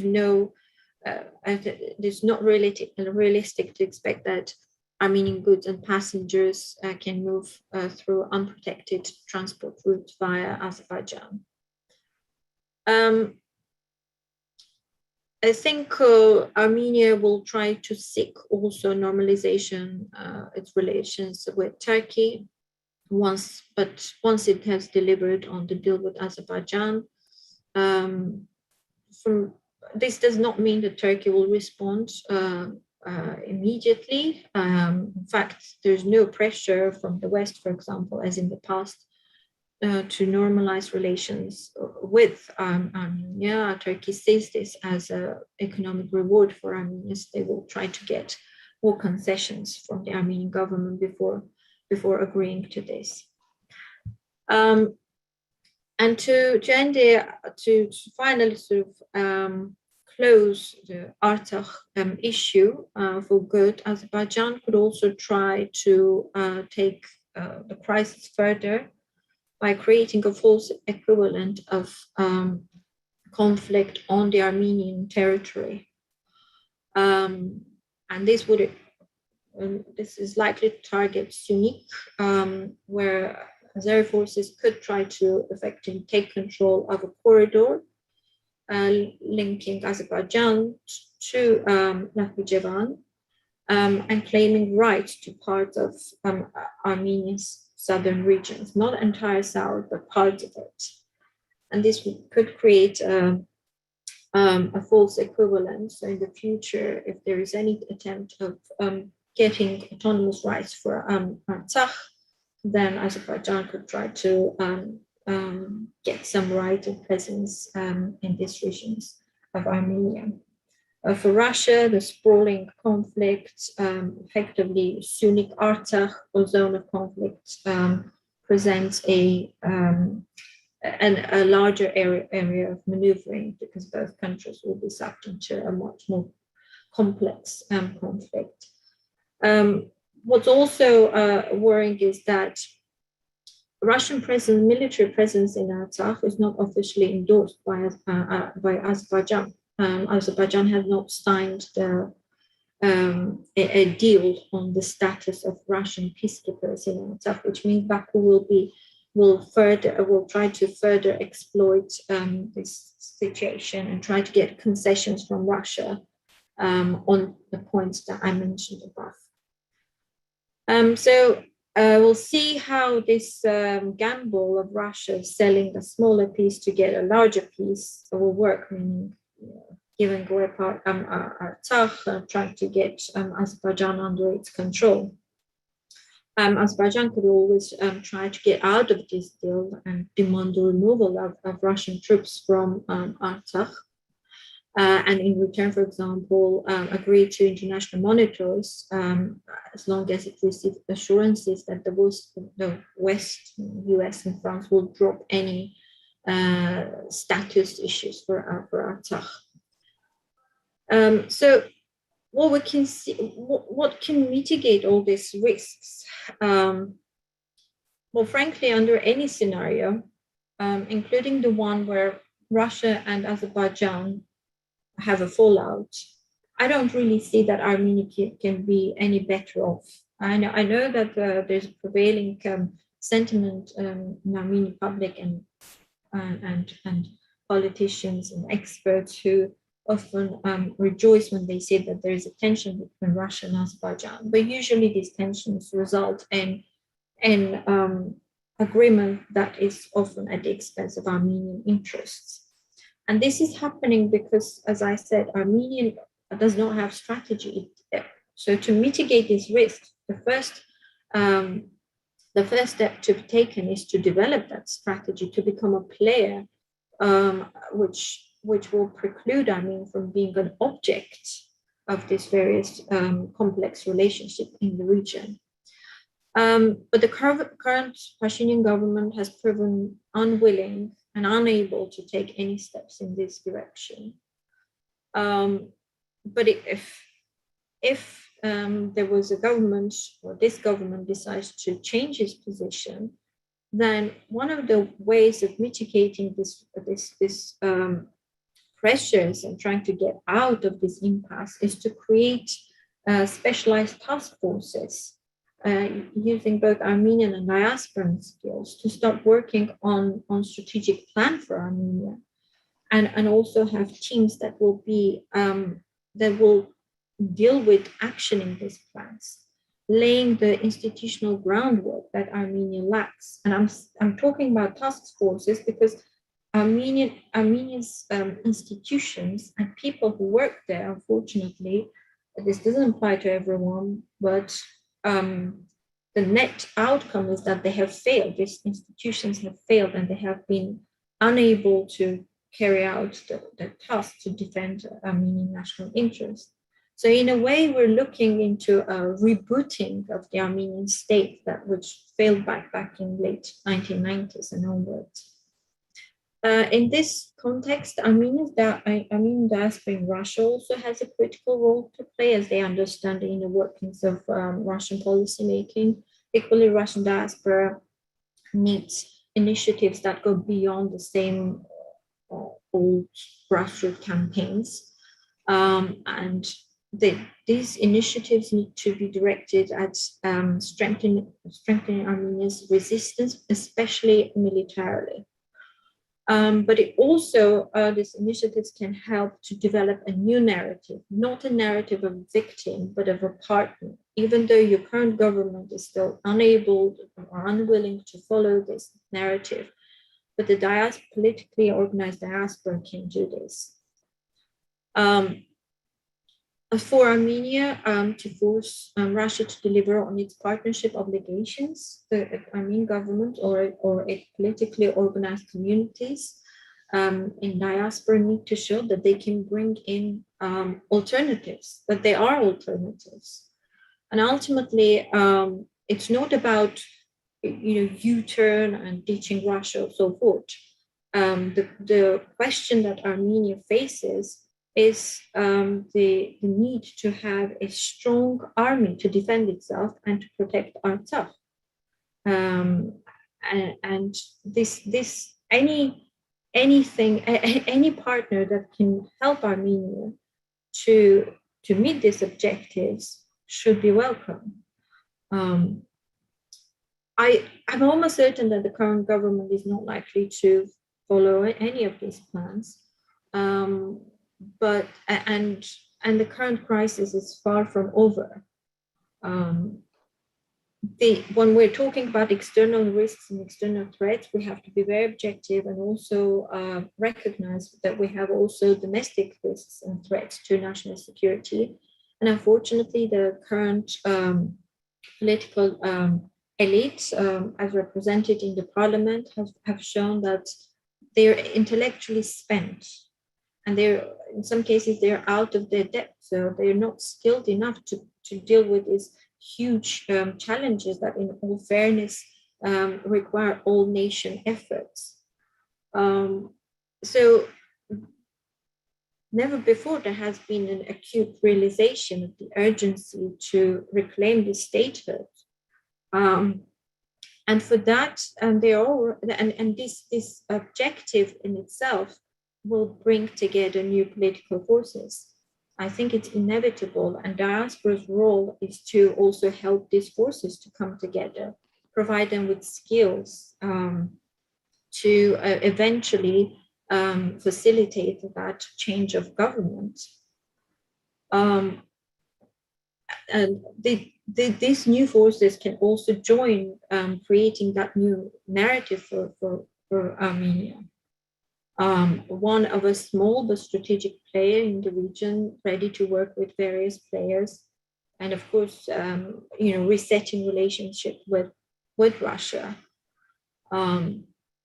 So I think the alternative is, as I laid earlier, is to see a slow decline and dissolution of Armenian sovereignty, which is not an option. And even though we have numerous downside risks, the geopolitical situation is quite complex. But this crisis has been in making for many years. This crisis is not going to go away.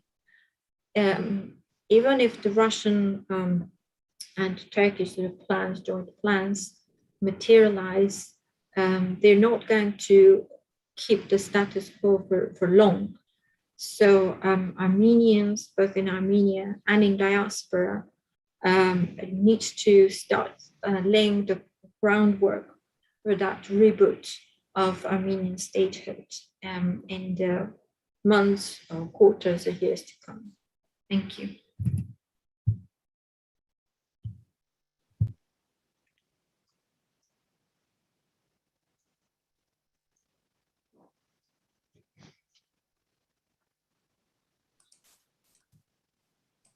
Lilith, thank you for the very, very thoughtful presentation.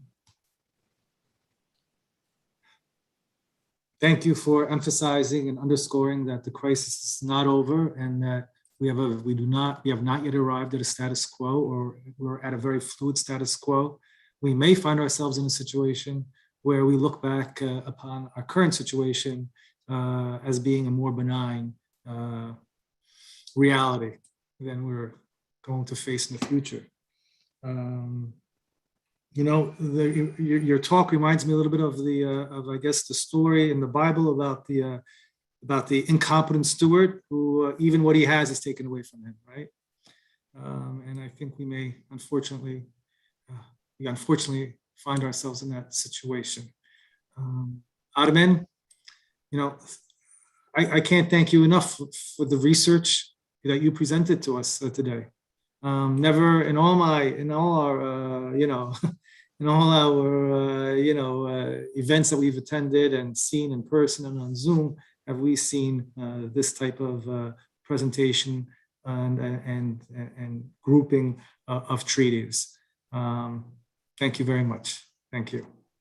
You know, we're going to take some questions now, and we're going to start. And as I noted before, if the person doesn't ask to be anonymous, we're going to mention their name.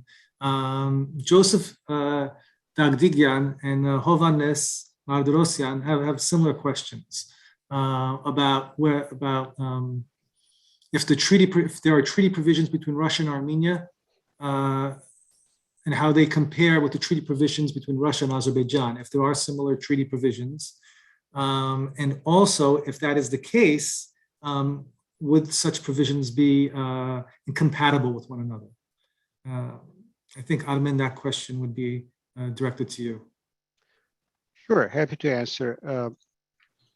The short answer is, I don't know. I haven't done that research on the full breadth and scope of Russia-Azerbaijan agreements.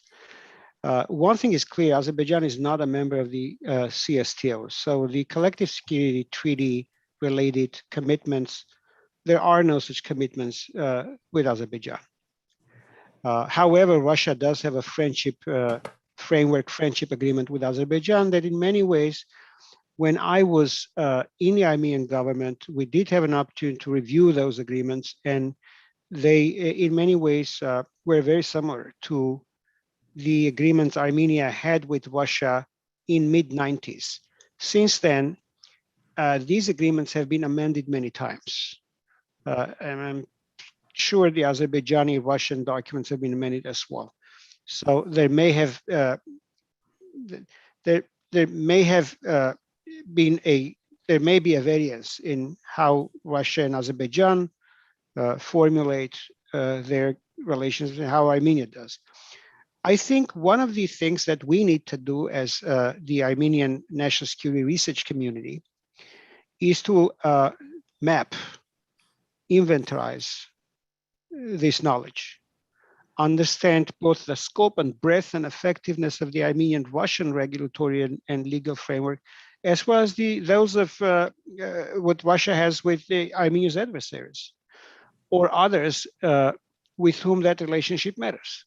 It's Russia, it's Azerbaijan, it's Turkey, it's Georgia, and some of the Central Asians, because the Central Asians, let's say Kyrgyzstan, appears to have what comes close to the scope of what Armenia has with Russia with a different flavor.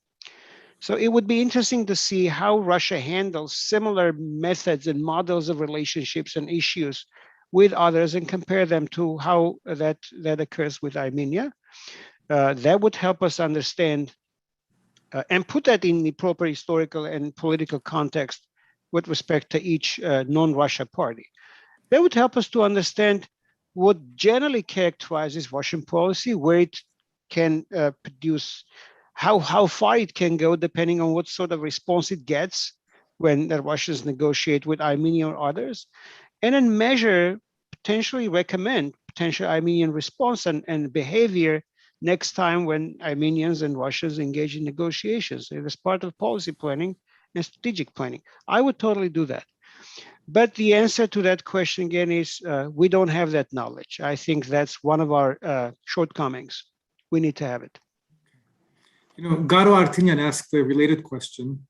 What recourse does one party have if the other doesn't abide by the treaty obligations, specifically when it's an emergency?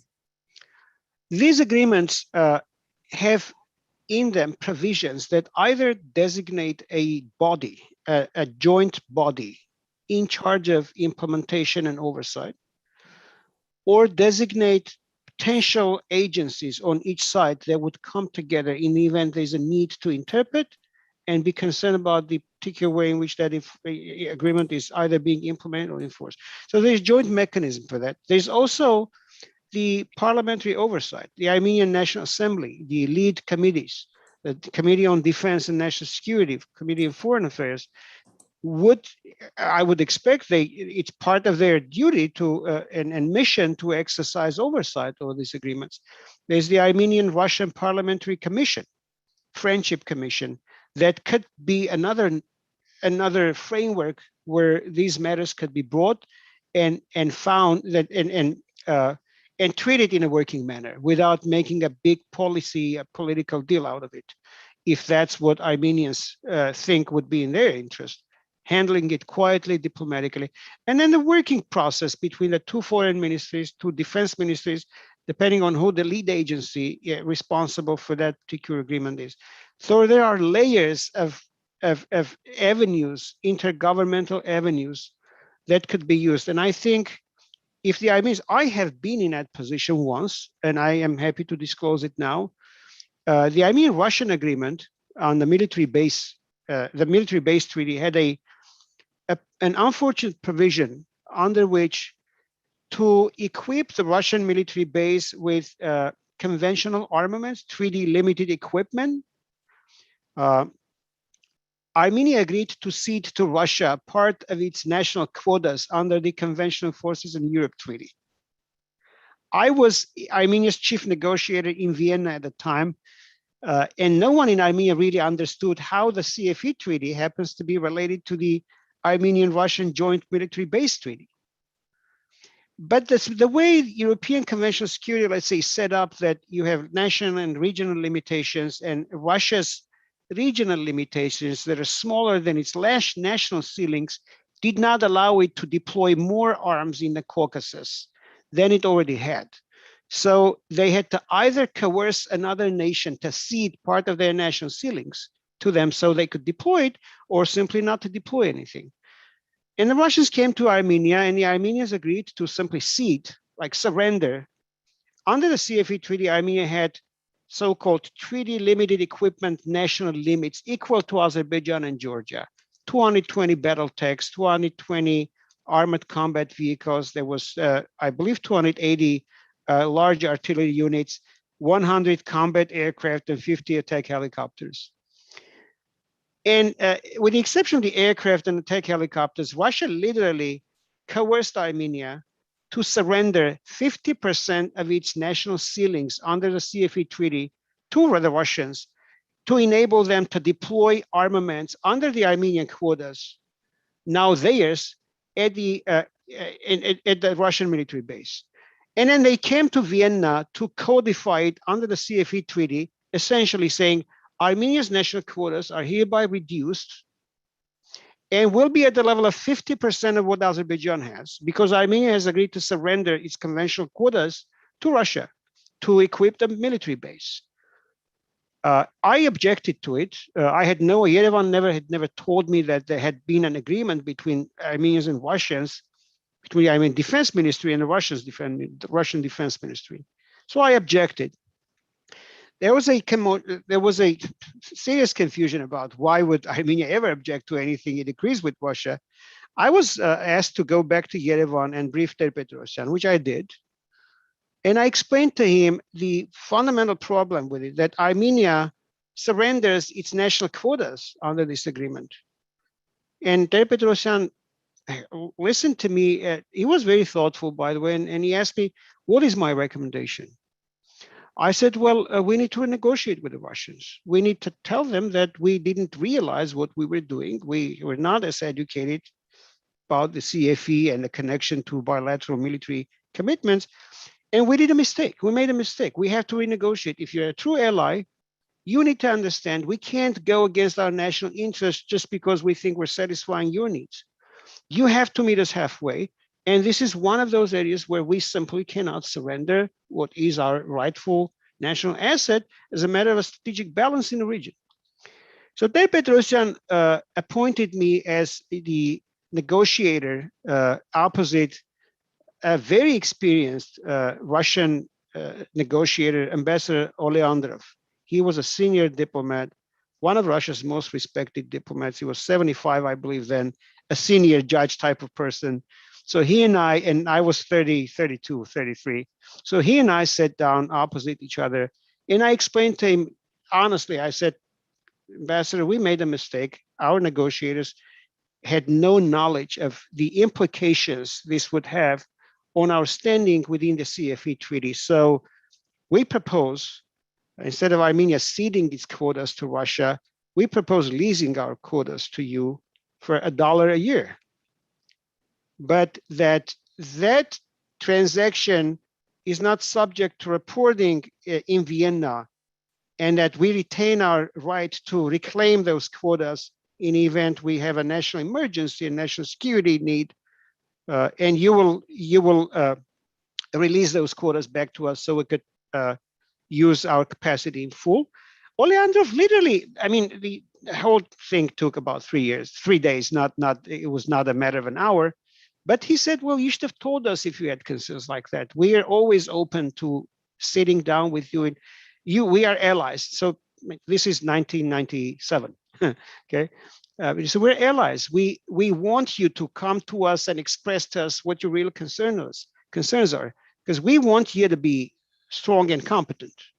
And in fact, we were able to sign this protocol, revise the military base agreement, and attach the protocol to the base agreement as protocol number 4, overriding the surrender provisions.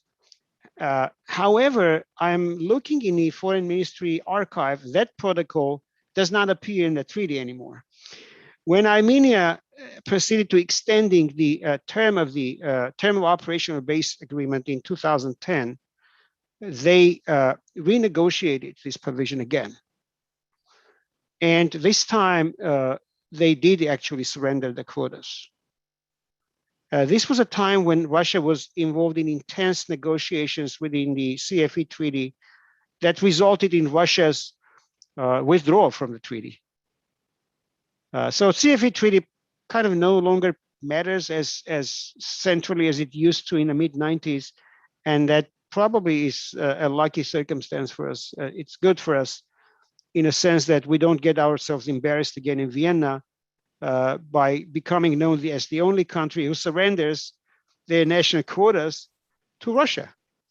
But the reason I told this story is we have an experience of sitting down with the Russians. If you're competent, if you know your job well, if you know a subject, if you express your concerns in a meaningful, appropriate way, they will understand you and they will try to accommodate you to the extent they can. It may not always result in what you want, everything you want, but this will help create a much more tolerable, much more tolerant work environment with the Russians, where Armenia's interests would be much better protected. Thank you. Thank you, Armen. Our next question is from Antoine Kasparian. A comment, let me say. Thanks for this very informative presentation, which explains much about Armenia's current vulnerabilities. At the same time, I'm a bit uncomfortable with your proposed path forward. A multi-vectoral foreign policy is clearly desirable, but at this stage is an orientation shift, distancing from Russia, drawing toward the West, really the top priority. In my view, the most immediate need is to develop Armenia's own resources and capabilities so that it brings value to any relationship it enters. Only then may Armenia re-enter the international market on sovereign footing. Lily, would you like to respond? I'm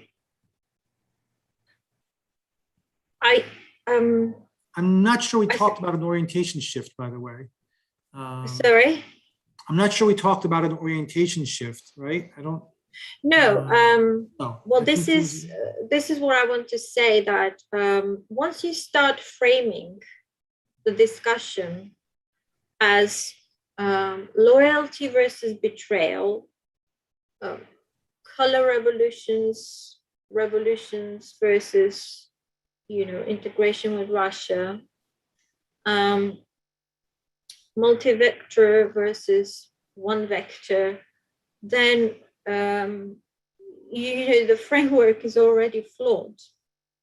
It's not about changing vectors and announcing that you're ditching Russia and moving away and pursuing sort of a completely different path. I didn't mention during my talk, but I think one of the imperatives in these discussions and in risk mapping, in risk assessment, is to actually have in-depth analysis as to what has happened with Ukraine, what has happened with Georgia, what is the essence of the conflict in these countries. And you would discover that there are actually not so many similarities with the Armenian and Artsakh case. But going back to this question, let's become strong again. Strong, I assume, you're becoming strong with Russian help, and then you turn to the world. It's missing the risk mapping. It's missing the whole point of what is Russia pursuing in the region and how they're pursuing their objectives. This is not about who's good and bad. It's a country, it's a big country, it has imperial past, it wants to extend its influence by whatever means it has.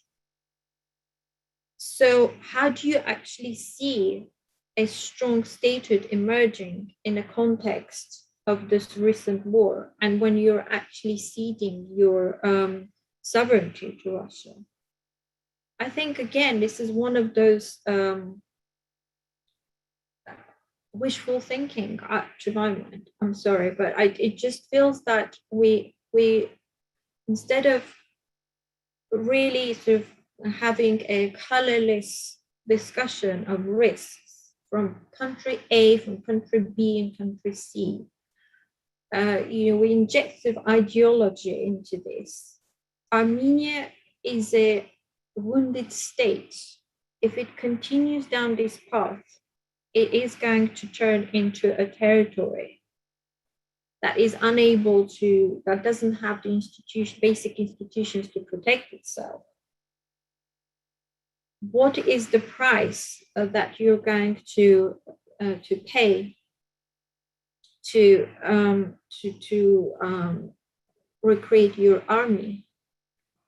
If we listen very carefully to what Aliyev is saying, there has been a prior, it appears that there has been a prior agreement or assertion that Armenian army will be smaller and it will not have offensive capabilities.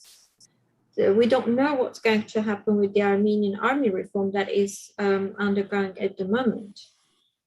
It appears that it has been announced that Armenian army will not be guarding our borders, but it will be the National Security Agency troops, together with Russians. So as a diminishing agency, you have less to offer. There's a question about value proposition.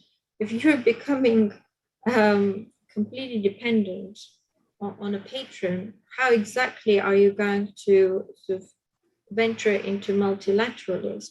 And what do we mean by multi-vector policy by then? We are in crisis, but you have to come out from this crisis with a strategy where your paramount objective is to work with every single partner that offers you help to rebuild your military might and your economy. If you're getting that in return, you have to make concessions on your borders on Artsakh. how good of a deal is that? Or maybe Armen has a different view on this. Just very briefly, I don't have a different view. I can completely concur with you. It's a matter of agency, not an orientation. It's a matter of identity, self-defense, and agency. Self-defense is an inalienable, fundamental right of every being, be it human or be it national being. If we aspire to be a nation, a country, Armenia, we have to reclaim our right to self-defense. And as a self-defense, someone to pursue self-defense, stand your ground, your house, your castle, you have to pursue every opportunity you have. If you don't see that opportunity, you have to build every opportunity you can to augment your self-reliant defense capabilities. It's not about betraying Russia, it's not about reorienting. Let me step for a moment back and look at Afghanistan and the United States. One would say, and I would assume many of those who do not believe in the value, in the inherent value of Armenia diversifying its foreign relations, because look at what happened. The United States withdrew from Afghanistan, was unable to defend its ally. I understand all of those arguments, and I am a critic of the president's move to withdraw from Afghanistan, and secondly, to withdraw the way he decided to withdraw, and the way that withdrawal was implemented. At several levels, I have a policy disagreement with this. However, and there's an underlying issue of competence of the Afghan leadership and the Afghan society, and its ability to claim and exercise their agency. For 20 years, the United States invested in Afghanistan, and the Afghan society proved unable to build a competent government and build the capacity to defend the Afghan Republic against what appears to be a domestic enemy aided by a foreign power, Pakistan in this case, mostly. So when we discuss the American involvement, the strength of the American commitment to Afghanistan, I think we need to have our eyes on the much more foundational issue of Afghanistan's inability to exercise its agency. If Armenia were by some miracle break all of its relationships with Russia and pursue a relationship with the United States, but if Armenia acted the way with the US, it has been acting with the Russians, I think we would have ended up with the same result. We would see the United States withdrawing from Armenia. So the problem here is not even who Armenia works with. There's a more foundational problem how Armenia exercises its agency, how competently, how knowledgeably does it work at all. Once you address the competence building issue, then we can go into who else can you work with. Once you're competent, knowledgeable, you know the material, you know what you're doing, you have your strategy, you understand others' vulnerabilities and advantages and yours, then it gets easier to develop these partnerships because you overcome a fundamental handicap that I think Armenia has failed to even perceive, competence. That's the key here, I think. That's the level at which we are, that's the level at which I happen to have most of my concerns about what is going on with Armenia. I would build competence, doesn't matter how you do it. But to build competence, you need access to knowledge, you need access to modern governance, the concept of governance, you need access to international assistance, a meaningful targeted assistance.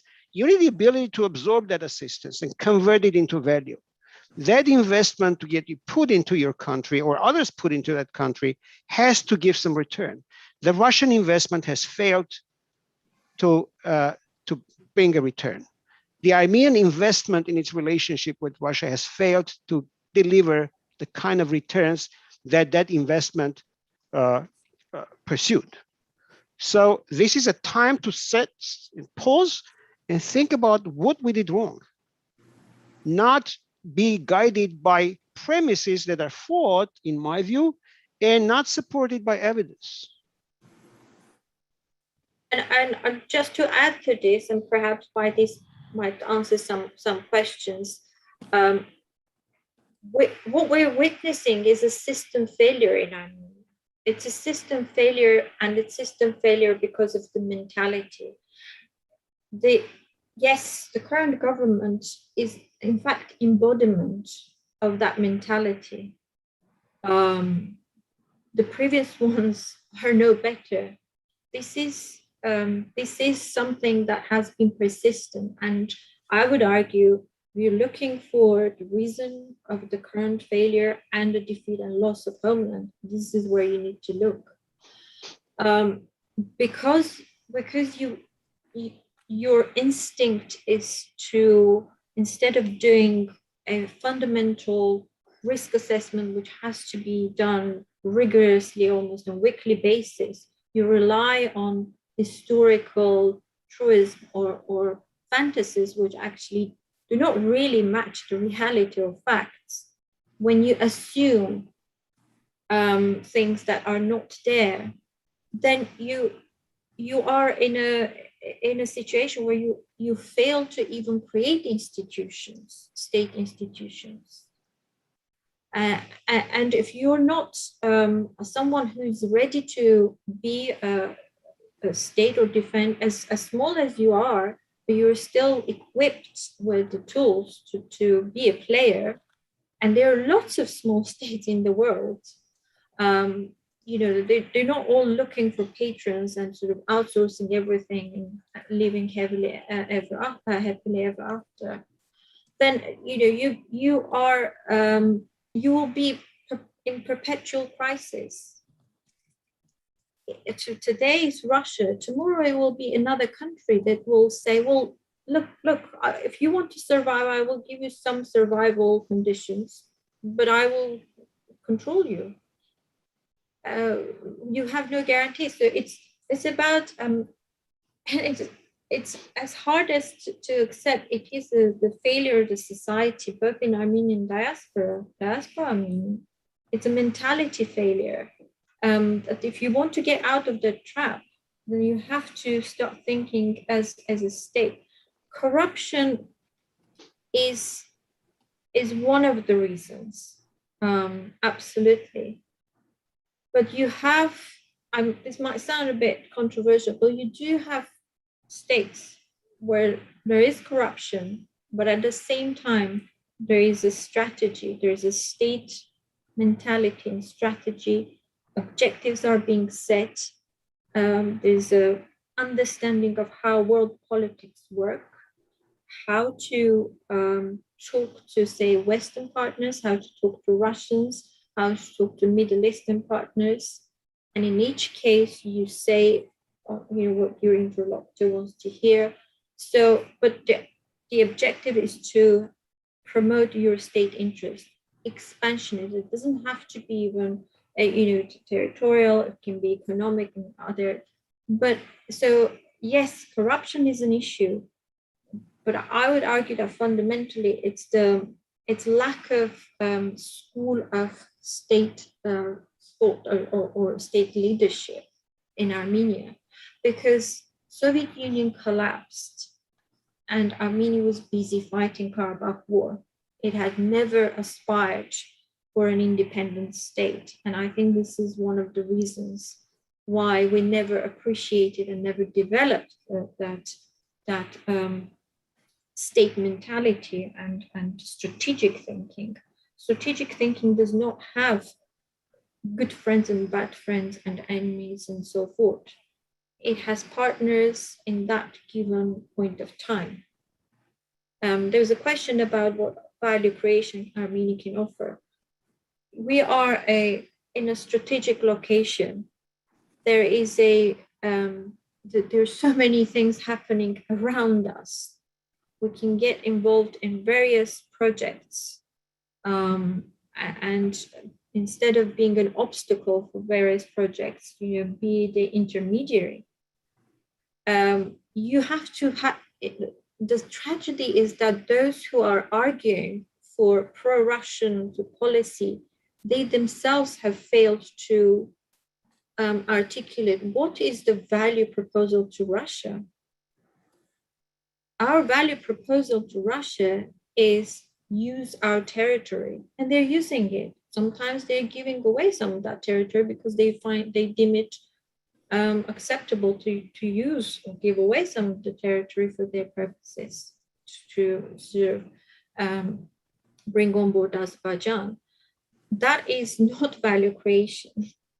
But you can, even with Russia as well, there can be value creation, like Azerbaijan did, as I said, in their relation, in facilitating Russia-Turkey relationship, in certain elements of Russia, Israel, Iran relations, in the US as well, with their extensive network.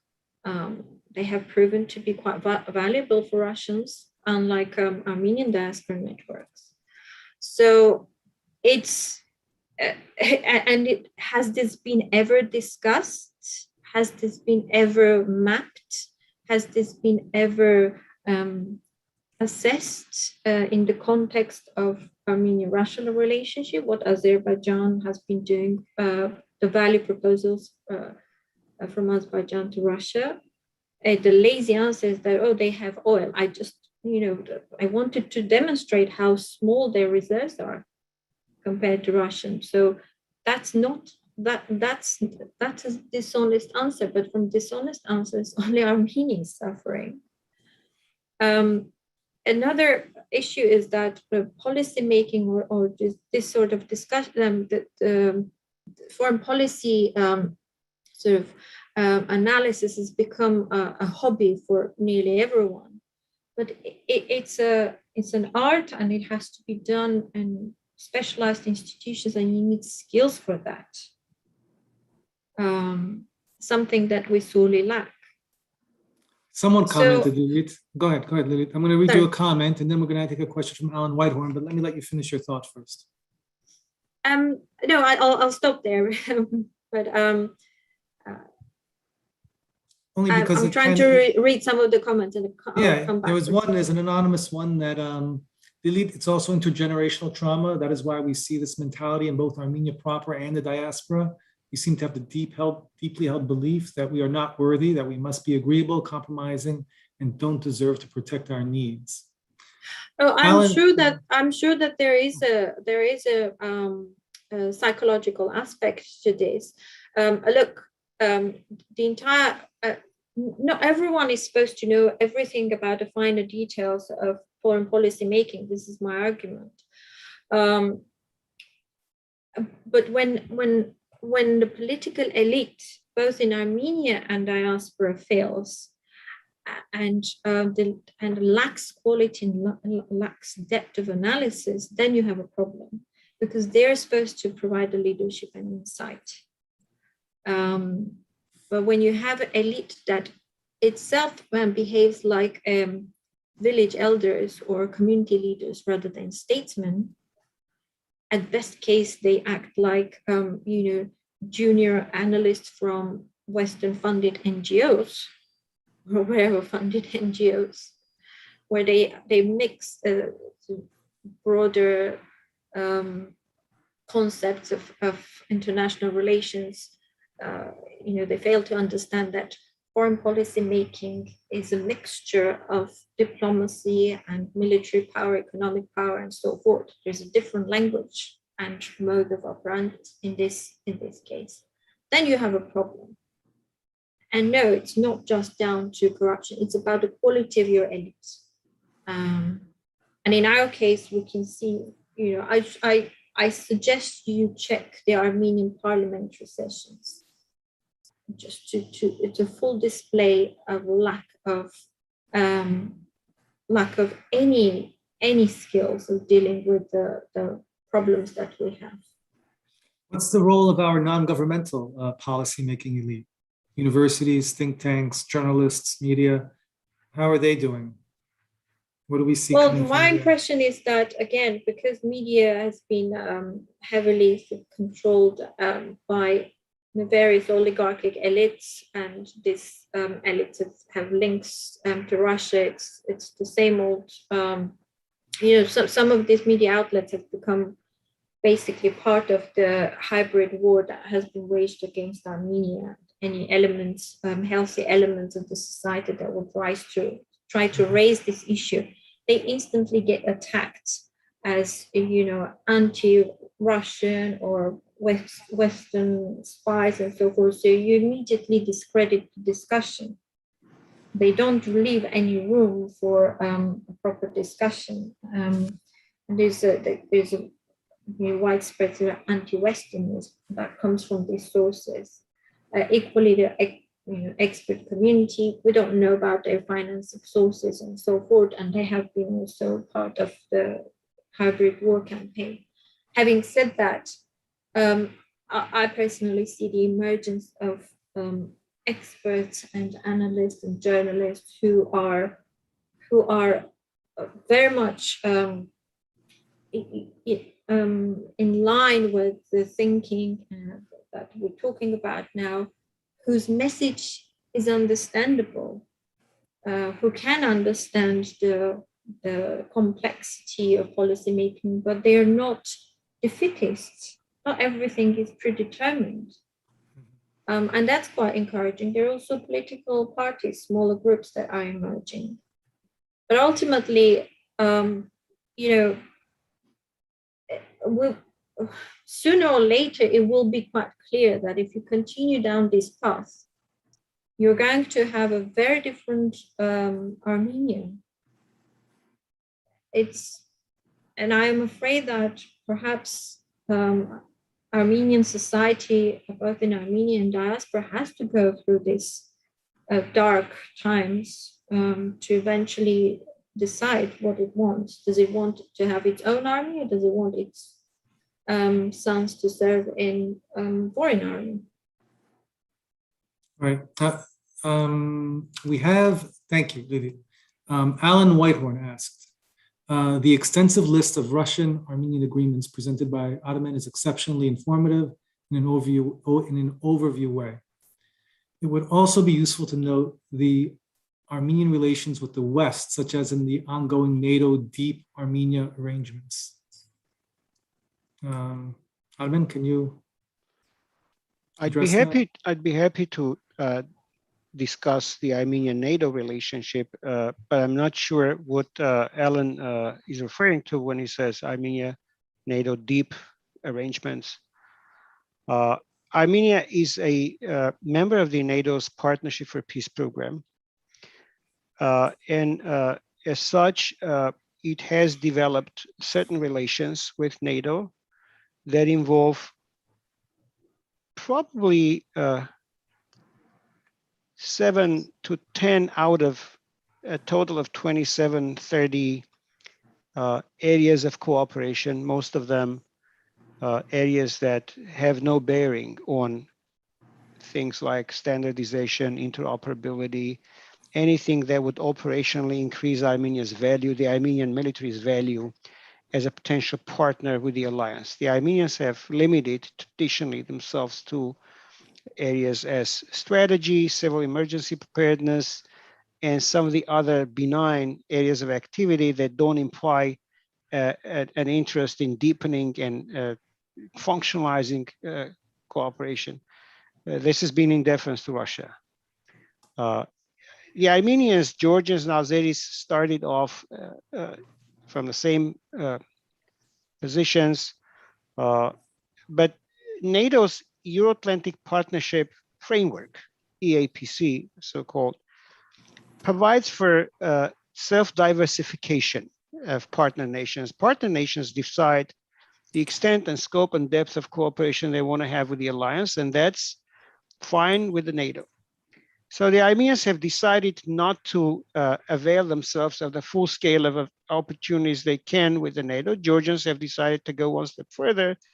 I'm not sure if they have an individual action plan in effect, but they have declared their aspiration to join the alliance one day, and the alliance has taken note of it. Armenia has consistently said that it does not intend to join the alliance, and Pashinyan, when he came to power, wasted no time to reiterate that commitment. In fact, provide stronger assurances that Armenia's revolution has no foreign policy and national security implications whatsoever. So On the other hand, Armenia has consistently attempted to position itself and perform with NATO in ways that has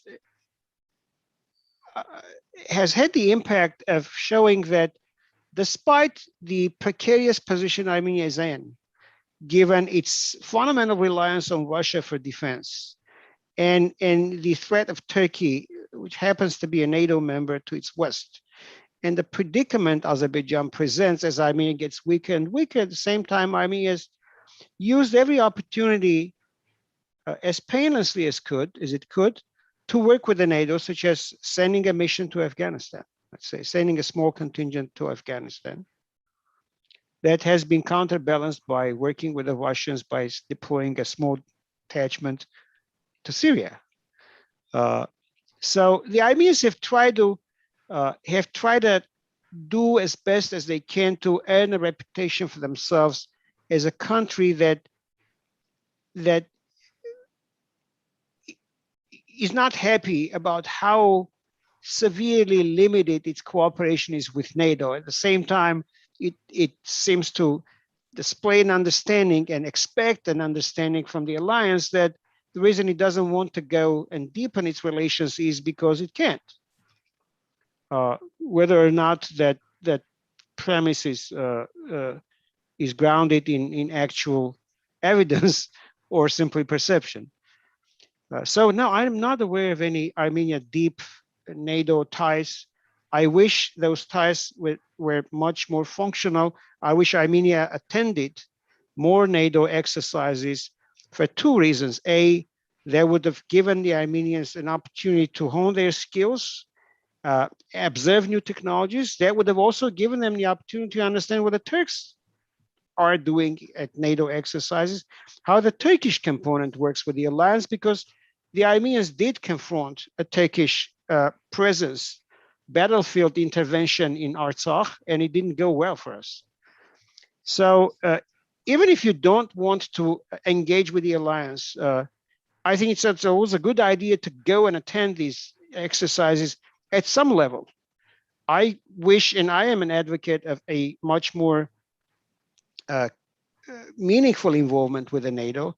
But even at that minimal level, I have seen the Armenians display very, very little functional interest in learning what the NATO actually does, what it can do for the partner nations, and how, while not being a NATO member, one can avail themselves of the opportunities NATO provides to gain experience and expertise that would take you farther away from much farther than they would have gotten had they simply if they simply keep relying on Russia as the source of military expertise and technology. So again, Armenia has a lot to do with NATO. It hasn't done, and I would recommend them very seriously reconsider that. Thank you, Armen. Suren Shahinyan asks, can Uli talk briefly about the UK interest in the region as it is perceived to be, I think he meant anti-Armenian? That's a very good question. UK does gets bad press, and that's because of two reasons. I think it's partly justified and partly not justified. Well, first of all, Britain has energy interests in Azerbaijan, of course, but I think there have been early attempts by the Azerbaijan government, and I have been also present at one or two events where they were trying to dragging BP into politics, and the company has always said that they don't want to get involved in politics. That has been their main stance. However, more broadly speaking, during the war, it became apparent that unlike other Western European countries, Britain was quite slow to react, and it was also hesitant to comment on the Syrian mercenaries and so forth. I think one has to pay a lot of attention as to how Azerbaijan has been working on the diplomatic front prior to the war. War is a massive operation and doesn't happen overnight. And clearly Baku have made significant effort in preparation, in diplomatic preparation. Obviously, it worked with also Russia, which waited for about 44 days. In what we saw was the narrative that was presented prior to war. If you remember July 2020 escalation near Tavush, this is when you saw the Azeri linked experts and PR agencies fielding the narrative that here's Armenia, it's basically Russian vassal, Russian satellite country that has an objective of attacking those pipelines that supply non-Russian oil and gas to Europe. So effectively, they understand what narratives work in the West, in Western expert communities, where anything that is packaged as a Russian action, aggression against energy infrastructure would resonate really well. So after Tavush, there was an increased sort of messaging from the other side that Armenians are preparing for an attack, and there is an attempt to attack these pipelines and to effectively try to have a smoke screen. And in to a degree, this has worked. UK also, after the Brexit, has a different foreign policy objective. And I would argue that they are not entirely sure what they're pursuing. I think there is a bit of uncertainty in terms of how they're going to pursue their foreign policy objectives. They are quite grand, but when it comes down to implementing them, it's not very clear. They see Turkey as a valuable partner that they can work with. However, ultimately, these relationships, Turkey and Russia and so forth, these are, especially Azerbaijan, these are all secondary. What London is looking for is cues from the US. What we saw also in the UK, their position gradually changed when the first Azeri narrative that this is a Russia containment issue, that this whole war is about it's a Crimea-like situation and they're restoring their territorial integrity and so forth. But then the net outcome is that we're seeing Azerbaijan effectively together with Turkey, opening the door to Russian troops. And now there's discussion about what's going to happen with Georgia. So I would argue that there has been also an underinvestment in expertise, British expertise in the region. So you had only one or two voices that were covering the region, and perhaps not in the depth that you would want to. And that was also a factor. Britain has, the Brexit is not smooth sailing, and there's also, as I said, lack of clarity in terms of the foreign policy. But let's also look at Armenia. Armenia didn't have ambassador in the UK for years. This is a P5 country. Our ambassador has arrived only a few weeks ago. contrast that with how Azerbaijan has been working on all levels with the opposition, government, and with various lobbyist organizations and so forth. If you don't invest, you cannot. If you don't invest, and investment means formulating those value propositions, then you don't get anything in return. You can, again, this brings back the problem we have, anger, expectations that this mythical international community should always come forward and rescue you. You don't make an effort to explain yourself, they should understand what's happening, and then disillusionment and anger. It's a pattern, but the reason that this is happening is because you don't really do the proper explanation, and you don't make those value propositions. You don't say why Armenia is important for Britain, or what are the risks for British investments in the region, including in Azerbaijan, because of this whole debacle that was started by Aliyev. So. And they also have a problem with the discussions that I had seen suggest that Britain also feels that they have been perhaps they didn't really put forward their position more clearly. As you remember, for a long time, it was circulated that it was Britain that blocked the UN Security Council resolution, but it appears that it was later on denied, much later on denied by the UK government.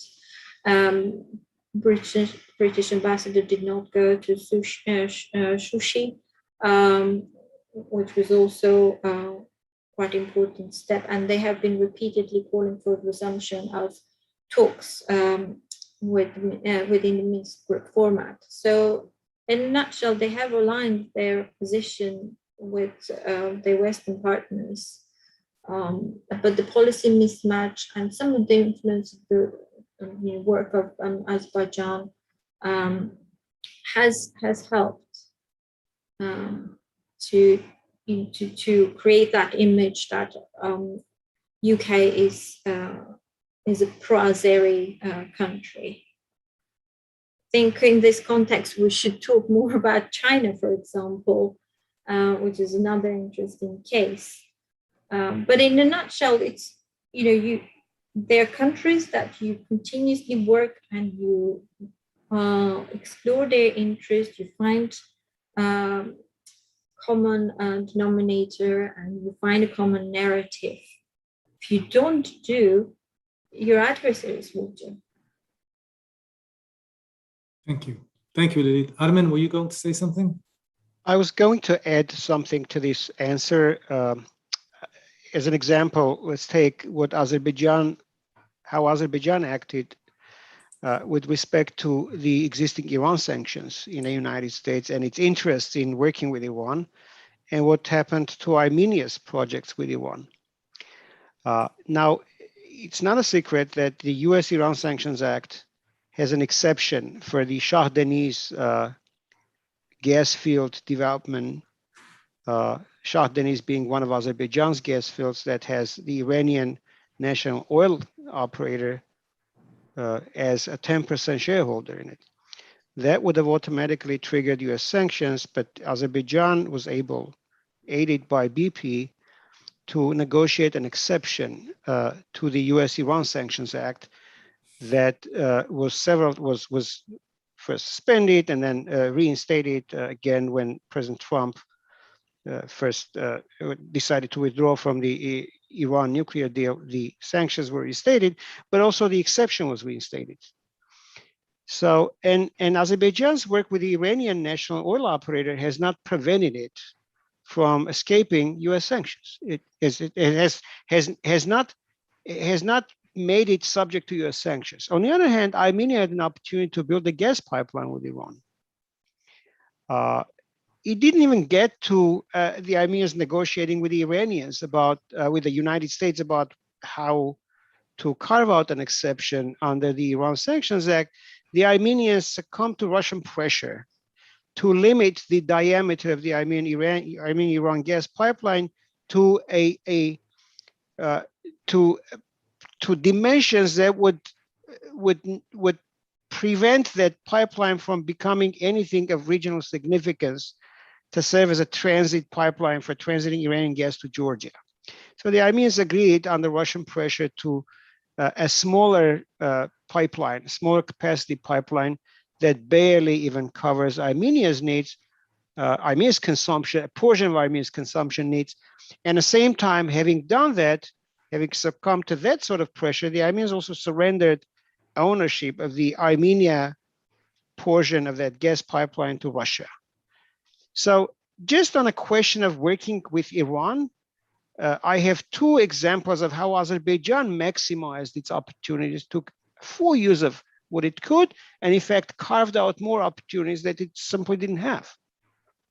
In the face of potential US sanctions, they overcame those sanctions, carved out an exception. The Armenians didn't even get to Washington to negotiate with the US an opportunity to work with Iran, because that would have, in fact, helped Armenia increase its independence from Russia, decrease its dependence, which would have served the purpose of the Iran Sanctions Act exceptions, declared US policy purpose of exceptions. One is that if a country works to decrease its dependence on Russia, that would have provided a reasonable ground for the US to seriously consider offering an exception. So here, can we come back to the question that Lilith explained so articulately: creating a value proposition, maximizing your opportunities, working to build them if you don't have them, or if they're not apparent, exercising your agency, which Azerbaijan does very well and Armenia fails to do. That's the contrast between why Azerbaijan succeeds and Armenia consistently fails, and how that failure and success have been manifested in the relations of both of these countries with the United Kingdom. Thank you, Armen. Just to add, by answering question from Joy Shirakian, what can a regular American Armenian do? And also a question about whether we have an issue with Armenian leaders. Is it just competence versus corruption? I think we talked about this. It's not just leaders. It's a prevailing mentality, both in diaspora. In fact, I would say that it's deeply rooted in diaspora, perhaps because of trauma. And I would also argue the lack of knowledge and understanding of modern Russia. There's also perhaps the language barrier and so forth, and stereotypes. There are lots of stereotypes that is shaping opinion. How can the government be held accountable? Well, once you have clear view of what are the risks, what are the countries that are at the moment are taking hostile actions against Armenia, and Armenian government is succumbing and agreeing willingly or otherwise, then I think there should be, you have the right to make demands, and you have the right to make representations to your congressmen or politicians to say things that say the current government is unwilling of Armenia is unwilling or unable to say. Just because a government is failing to fully protect Armenian national interest, the entire nation in Armenia and abroad is not falling to despair and to give up. If you're giving money, then you can also demand a certain type of changes in the diaspora organization behavior, in their strategy. Perhaps they should also have a rethink of their strategy. Perhaps pursuing the smaller issues. They have to have a strategic revision of what actually they're promoting. What is their narrative? What is the strategic Armenian, state of Armenian narrative is that diaspora lobbying organizations are promoting? If you give the money, you can ask these questions. Thank you, Lilith. Oh, I think, you know what, I wanted, Ara Hagopian had asked the question early on with regard to the failure of Armenia's unilateral foreign policy towards Russia. And he says after 4 years, and he compliments you on your succinct explanation, Lilith. And after 4 years, would Russia have Artsakh? Would it leave Artsakh and hand the territories to Azerbaijan? Or would Artsakh remain under Russian control for the foreseeable future? I mean, and if the latter, is it not the Lavrov plan in practice? Well, yes, Lavrov plan was about bringing troops and using Artsakh as a bargaining chip to increase Russian influence over Azerbaijan and Armenia. Whether they will stay and how long they will stay, I think they will try to stay. Certainly the measures that they're taking in Artsakh appear to suggest that they want to have another, after the borders are withdrawn, they will enter or try to enter into another phase of freezing the conflict as it is. Whether this is acceptable to Azerbaijan, I think Azerbaijan will try to get the maximum out of agreeing to have Russian troops, what it says on its soil. What we are hearing lately is increasing that threat from Baku, saying that at some point, they're not welcome. Russian troops are not welcome and they have to leave. Again, it's politics, and international politics is a realm of possibilities. One scenario that I see is Azerbaijan, once sort of finishing the delimitation, demarcation, getting what it can get, then it can turn to the West and try to go back to containing Russia, pushing it out of South Caucasus card. Of course, this would imply a serious challenges to the Aliyev regime and the Azeri elite that is heavily entrenched with the Russian oligarchy and Kremlin. So that's something that will be a biggest constraint, in fact, ironically, on this scenario. A lot depends also how far Russia will continue with its integration plans. If they succeed and try to move and reach something over Georgia, this might trigger greater reaction from the West that has invested heavily in there, and try to come up with a mechanism that will contain Russian expansion. I would say that the status quo of 30 years that we had is unlikely to repeat. That was quite unique. It was because of a number of factors, a balance of power globally between Russia and the West, and between Armenia and Azerbaijan and so forth. Well, we've entered a period of great instability, and there could be also a scenario where Artsakh becomes a small change for something even bigger in Russian-Turkish relationship, if they can cut a deal on Georgia or elsewhere. Certainly the way, my concern is the following. The 8th of November announcement, it's an announcement, to cease military operations. We're supposed to cease military operations, and troops had to stop where they have when the announcement came. My concern is that Russia gave only 5 days to Armenians to effectively leave Karvajar, which meant that you basically lost Artsakh. To me, strategically, perhaps loss of Karvajar is far more significant than loss of Shushi in some ways. So once you lose it, and also the Lachin corridor is narrowed to a mere 5 kilometers, if not less, then you have a region that appears to be, agreed between Russia and Azerbaijan to be surrounded and become a non-viable entity.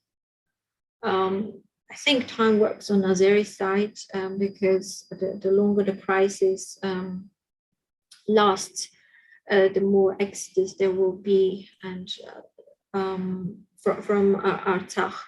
So I'm not very optimistic, I have to say, about the region. And yes, the troops will likely to stay, but to stay for what? To see exodus, to have a nominal presence, and then eventually, say in 10 years' time, to leave, like they have been kicked out from Gabala station about 10 years, 13 years ago. So I think there's lots of, the crisis is still unfolding. That's what I would say. Thank you, Lily. And there's no certainty about the future of Russian troops in Artsakh. We're going to take one more question and a comment, and I think after that we'd be completely unreasonable. As for you, Lilith, it is, once again, what is it, 2 in the morning? It's 2 in the morning. 3:15. 3:15. Sorry Okay. that I'm not very I'm clear sorry. when I joke. 3:15. Okay, thank you. Was there a UN Security Council resolution during the 2020 war? And if so, which country or countries objected to it? Does Armin have any idea?